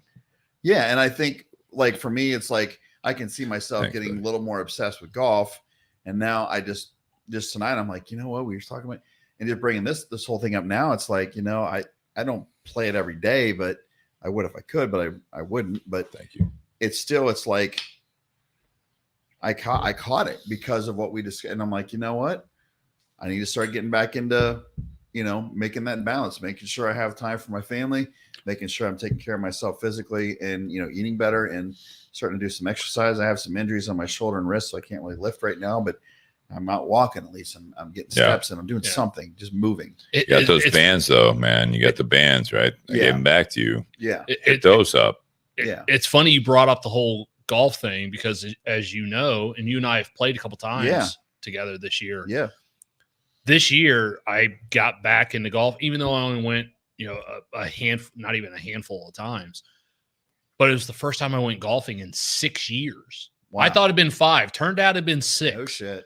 First time that's impressive though. You're really good for especially not playing. But yeah, I mean, but you know how that all came. You know how I got back out on the course. So I was in the tinderbox, and one of the staff members and one of the regulars, Todd and Eddie, they would go golf like twice a month with each other on a Saturday, and they were always talking about it. And I was standing there one day as they were talking about going golfing, and I was like, you know what? Because the place where they normally play is like an hour away from my house. Mm-hmm. And I was like, you know what? If you guys ever played somewhere near me, I might go golfing again. And immediately they were like, all right, what golf courses are around Nate? And I was like, oh shit. Like they're actually calling me out on this. Like, damn it. So they're like, all right, let's start finding golf course near Nate's. That way Nate gets out and plays. That's awesome. And I went out and played around the golf with those two guys. And then we went again like 3 weeks later. Then we went again like a month later or so. And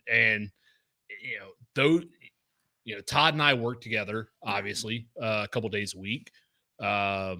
Eddie, is a regular at the shop, but outside the shop, we each have our own lives. We don't spend time together. But that was a way that the three of us, and then there was a couple times where you came out as well, Sean, where then it's a situation outside of normal where we're hanging out and doing stuff together. And, normally when we're all hanging out, it's, I'm at work or Todd's at work. Sure. So there's a different environment there. Yep. But this was one of those times where it's like, we're not at work. We can do whatever we want, say whatever we want. We're just guys hanging out, doing something together. You can't do that. You can't do that at the shop. No, we can't swing golf clubs in the shop. No, the rest of it though. What, say whatever we want? Yep. Do what you want. Yeah, that's true. Yeah. Well, you can if you don't want a job, but super hard work. Well, I tell you, I mean, even those couple of those times I got to play, I had so much fun. Just and again, like I know what you're saying. It's one thing to sit around and like as much as fun as this to do that, but to do something outside of the norm and be able to get out and enjoy the weather and play some golf, do something you love to do, and it's just you get to know somebody at a different level. Absolutely. I think you guys are both highlighting the comment of the fact that it's like, are you doing things out of the norm for you? Sure. What is your norm? Why is it the norm? Why is it this day-to-day thing that from the outside looking in, You all enjoy golf. Mm-hmm. You all know each other. You'll enjoy each other's company. The great revelation here is the fact that you went and golfed. That's so simple. Yeah. You make the time to do this. This is, again, going back to the topic. The seasons are changing. Are you in a better place? You guys didn't do this last year. No, it's the first time. However, you guys hung out in the cigar shop, you crossed paths, you did all this stuff, and you all get along. You have positive feelings about spending time with each other. And oh yeah, may not talk about it to your significant others, but it's like, what'd you do today? Well, I ran into Nate, you said Todd, Sean came in, Eddie came in, and we were like talking about golf, and it's like the people that are important to you most likely may have said, Teresa as well for you, Sean, well, why don't you go play golf with them? She would definitely, yeah. It's that simple. Yep. So are you doing something, or are you just talking about it? And you guys have done a little bit of that, and you guys are just like geeking out over it. I'm sitting here, and I don't play golf. I play once a year. You should. I have. You kick one of my tee boxes. I know. Yeah, you saw the footage, but I'm just saying, it's like you guys are like, this is a highlight for you guys. Sure. Which is important, but it's how do you balance that, right? This highlight of getting out and golfing randomly with people that you clearly get along with, and this is your life right now. This is a highlight. You're talking about it as something that is, again, a highlight. Yeah. It doesn't happen all the time. Correct. Like, oh my God, this was so fun. And you walk away from it going, when are we going to do it again? Typically that after it was done, but the next day, the week after, 2 weeks after, you're like, we should do that again. All right, it's your life. Figure it out. Are you in a better place? Are we doing this? Does it make you feel better when you go home to Teresa and Molly? Does it go to you, like Nate, when you go home to Jess? Do you talk about it? I know you talk about it. You know what I mean? Because I'm closer to Nate. Like, Sean, you and I are really great friends, and Nate and I work together. When you guys go out golfing, it's like a 2-day event in the shop where he just talks about it. I'm not making fun. I'm not making fun of it. I'm just saying. I know. This is hole to hole, don't you? When I talk about a highlight, when was the last time you guys, for those listening, when was the last time you guys golfed together? Yeah, or done something. Yeah. When was the last time you two golfed together? Factual. 2 weeks, 3 weeks, 4 weeks. Oh, Nate and I was. It's been a couple months. Yeah, I would say July or so. Listen to the way find the weekends to do it. Listen to the way you guys talk about it. Oh, I know. Oh, so kids, aren't we? To that point, embrace the highlights. To that point, my dad golfs a couple times a week. Like normally, because my dad's retired, my dad usually golfs like 100, 120 rounds a year because he's retired. Wow. And prior to this year, my dad was the last person I had played golf with 6 years ago. And that was down in Kentucky when we were down there for a family reunion. Like, I hadn't played golf in a while, but there was a course right next to where we were camping. And I was like, hey, let's go down a day early. Let's go play golf together. And, for 6 years, that was the last time I had played golf. So then when I went golfing with Todd and Eddie, and then the next time my dad came into the shop, I was like, hey, I went golfing yesterday. He's like, you went golfing with those guys and you won't go golfing with me? What the shit? That's my point, right? So as we go into closing remarks, I will say this. Sean, I appreciate you sticking it out in the garage. Sure. I know you're busy and all that stuff. I'm on call right now, but I definitely want to make it work. We'll take the calls after this. No, I'm good. I got to work. I make work. But I look at it, we get to this point in the conversation, and I made that point for a reason, is that you guys talk about this as the highlight, right? You got to make time for yourself. and this is not necessarily my closing remarks, but it's like fall is here. Are you in a better place? Mm-hmm. You have to set your own benchmarks. And Sean, you brought up the conversation with the ships. And for those that haven't listened to that show, but there are a lot of benchmarks there. Mm-hmm. Are you in a better place? You personally, first and foremost, are you in a better place? Yes. Season to season, year to year, decade to decade. Yeah. Right?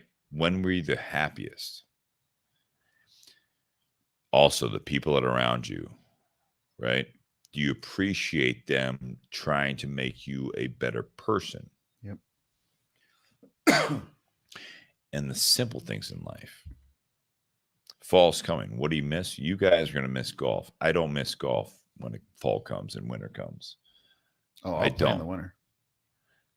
My point being, I get that. All right. Jesus Christ. What about? I just look at it as that it's like you have these moments, the highlights in life. Sure. That do you build off of that? And how does that translate to your everyday life? The highlights are up here. And if you can bring your everyday life closer to the highlights, you can do that. If you can intertwine your highlights into your everyday life and the people that are in your everyday life and what you're trying to do with your life, mm-hmm. that is a big challenge, but you're going to probably fail several times and piss off people, right? Mm-hmm. But it's about the communication, about how you relate to what was the failure? How did I miss? You know what I mean? Yeah. That's a big thing. When all you're thinking about is golf, your career can suffer. Yep. Your personal relationship can suffer. Your family can suffer. All that stuff. All you're doing is that. But when your family or your boss is telling you, go out and golf, that's when you have this recentering happiness, right? You already know that, but you're just so stuck in the moment that you can't get out of it. So it's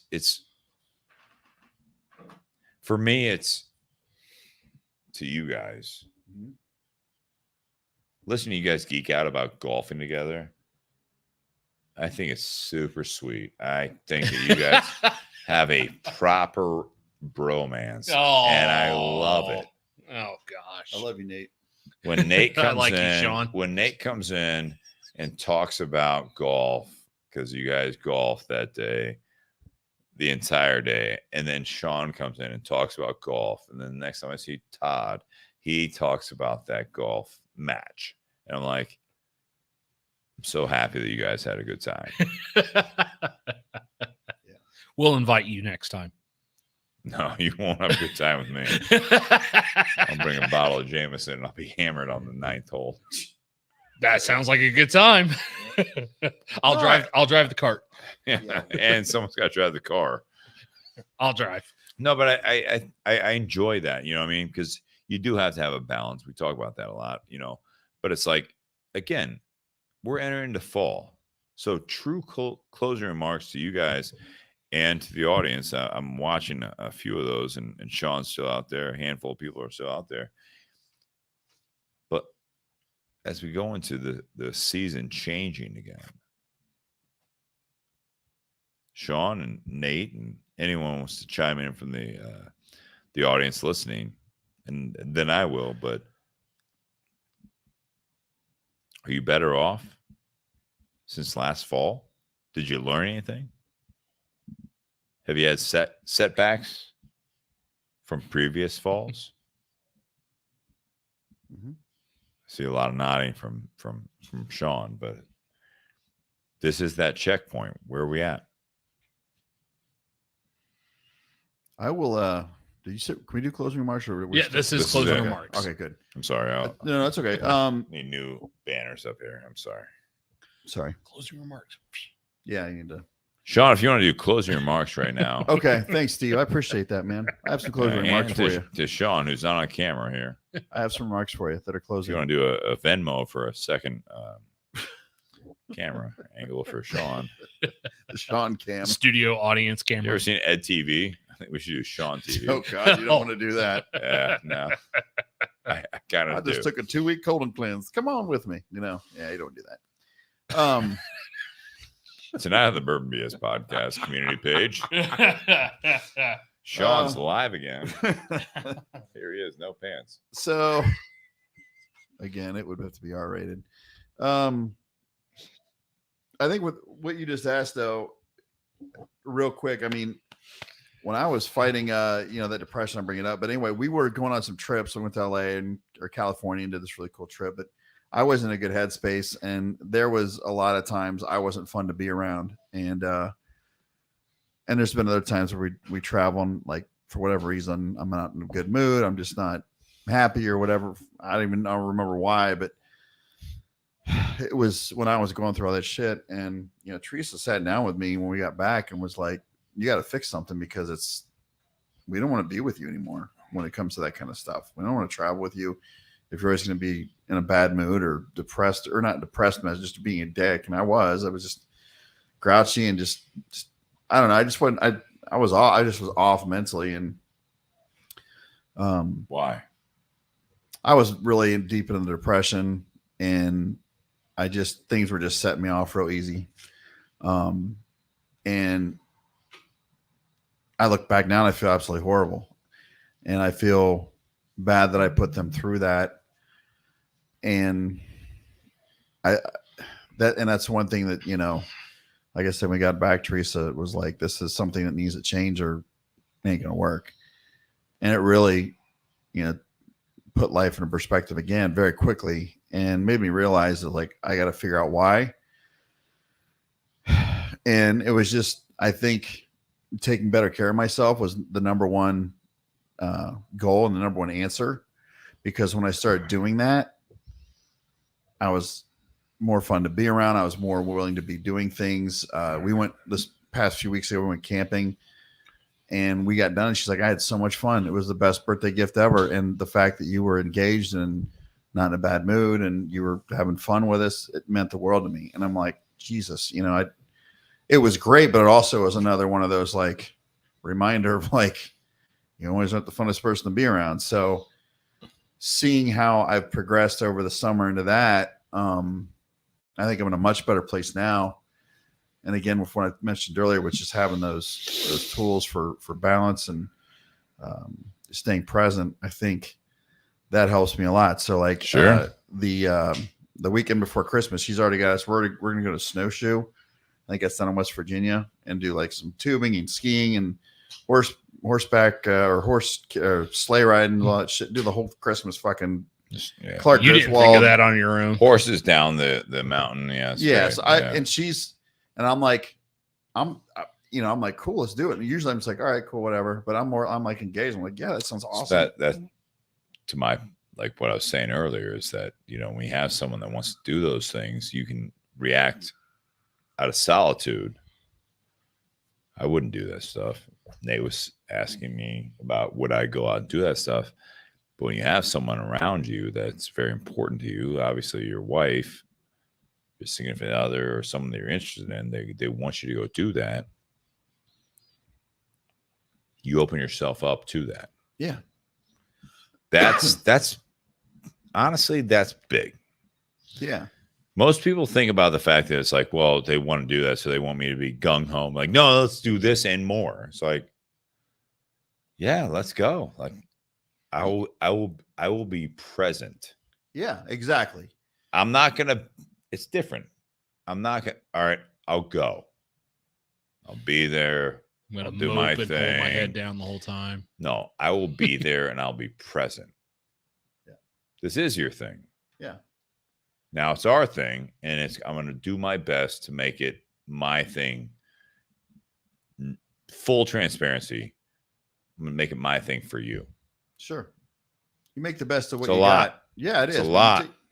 But I look back when Teresa and I were first dating, like, we would do anything and have fun. And I'm starting to find way, getting back into that mode of, like, just don't dread something or, like, worry about what could or couldn't happen. It's like, take that moment and enjoy it.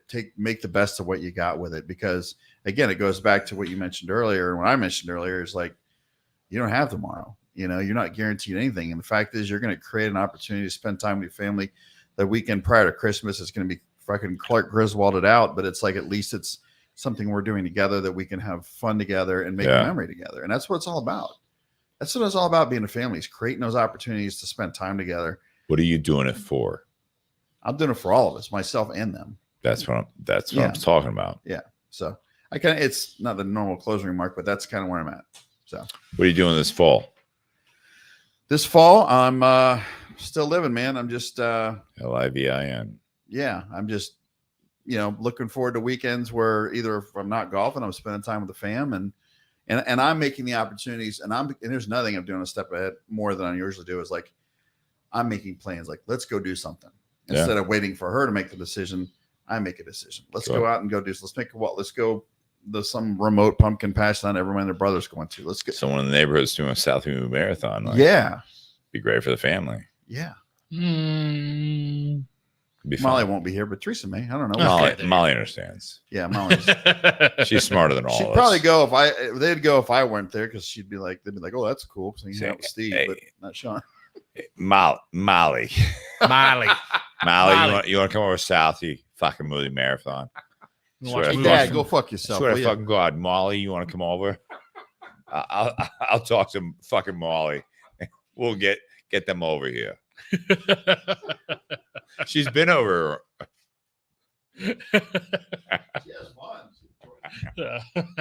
Nate, go ahead. So originally, when we first started talking about this, Steve, you brought up, like, you know, time seems to fly by. You know, we're into fall now, and there are some people that are like, oh my gosh, like, what happened to summer? It seemed like just yesterday summer started. Yeah. You know, doing all the vacations and stuff. And, you know, you sit there and go, where did the time go?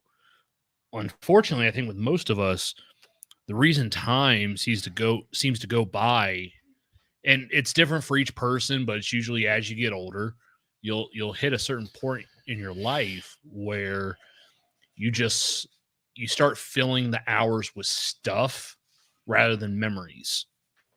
And when you're filling it with stuff, that's what makes the time just go by, and it's unmemorable. It's forgettable. But when you actually fill that time with other people, and you're doing things together and not just by yourself, that's what makes the time kind of slow down a little bit, because you're spending that time with other people, making memories with other people, instead of just, you know, being in your own cocoon, you know, by yourself, you know, finding some way to spend the time, fill the time, you know, watching Netflix or Hulu, just sitting there constantly watching movies. You're not going to remember that.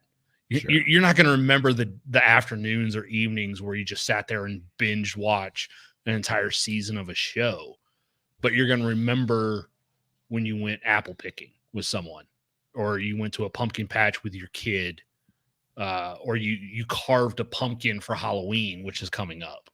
Those are the things you're going to remember. You're not going to remember, you know, just sitting at home in front of the TV, binge watching, you know, a show or movies. But I think what helps to get to that point is having someone else there to experience that with. If you can. If you can.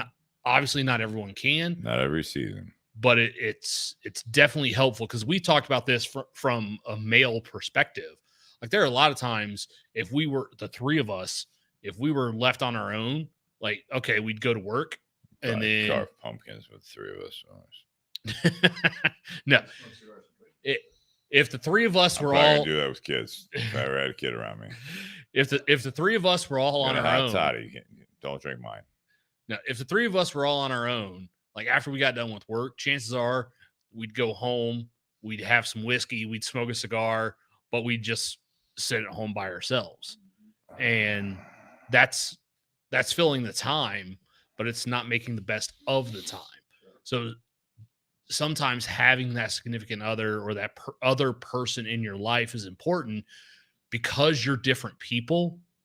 You want to experience things differently, and that other person will have a viewpoint different than yours and kind of want to get you out of your routine or get you out of your comfort zone to go do something.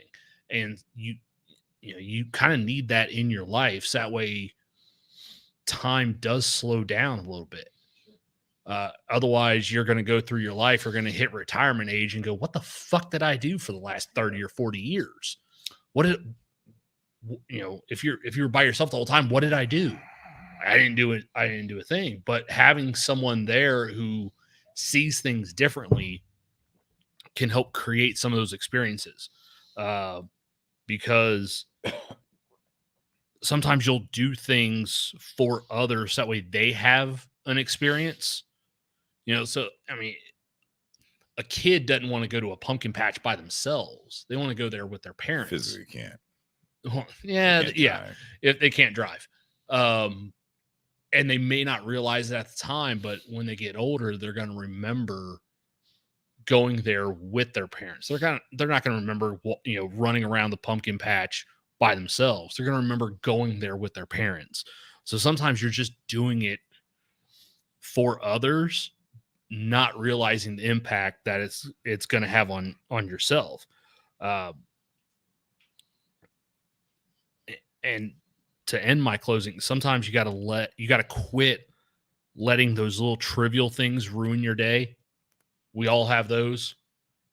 Sean kind of touched on a little bit. Stop having the little things ruin the day to day, and realize what you do have and the opportunity that you have to go do something with other people, because that'll make a memory for them and for yourself.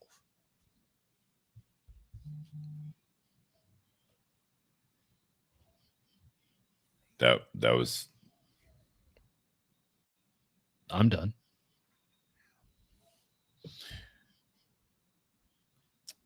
I think you guys both, Sean and Nate, made some great comments and closing remarks. I gotta say, as you go through life,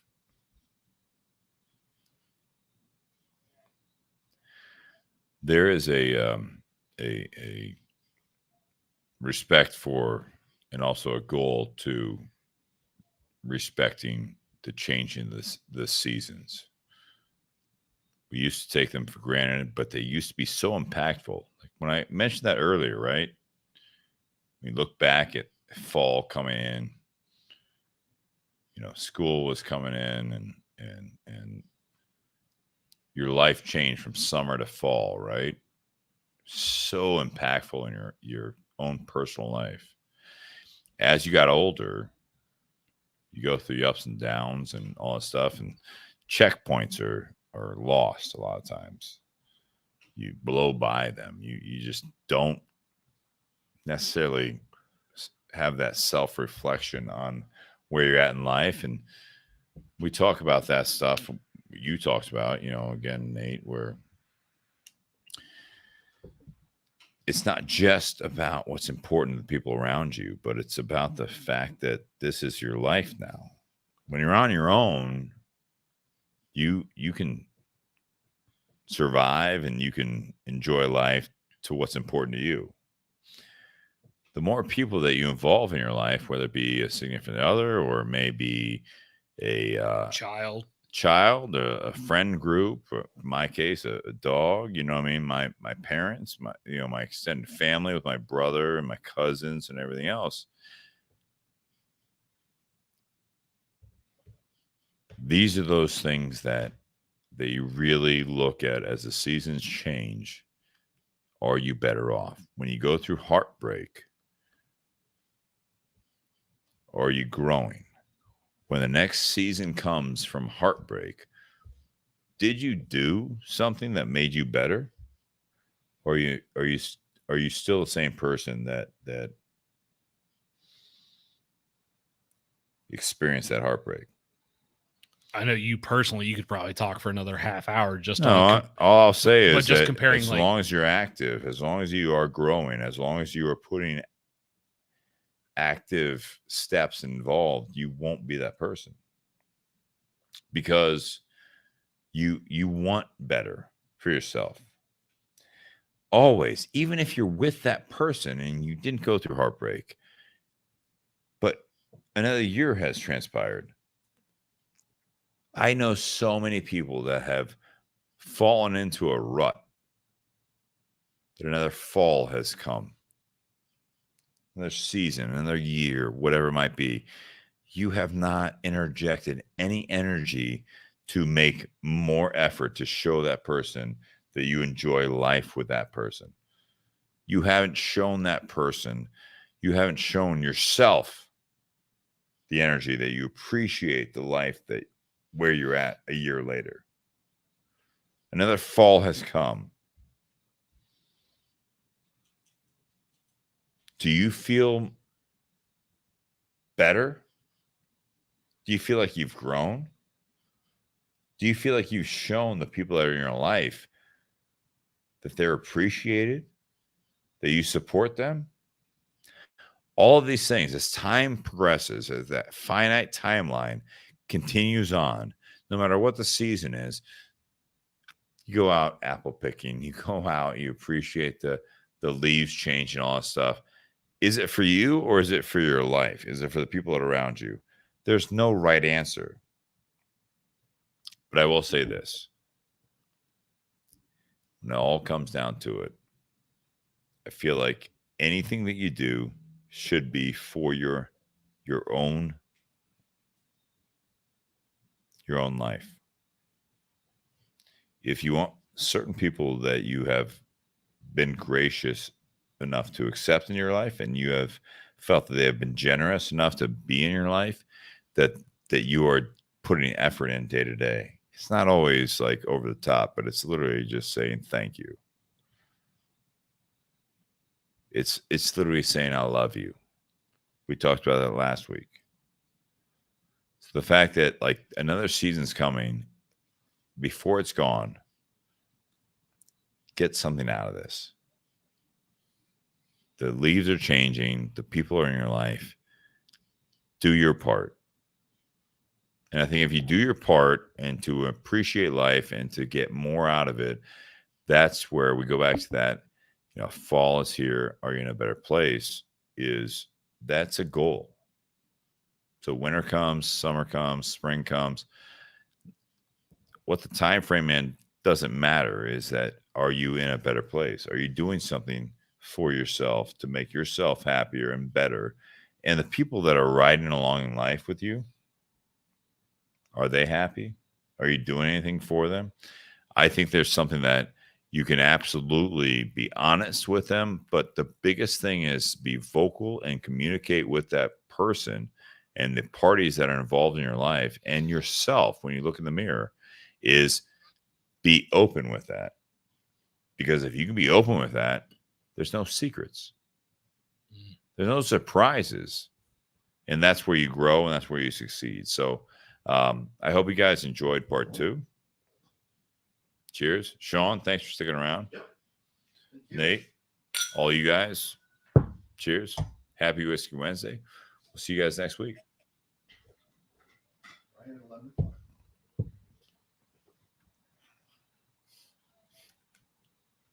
Keep chugging until I turn it off. Just kidding.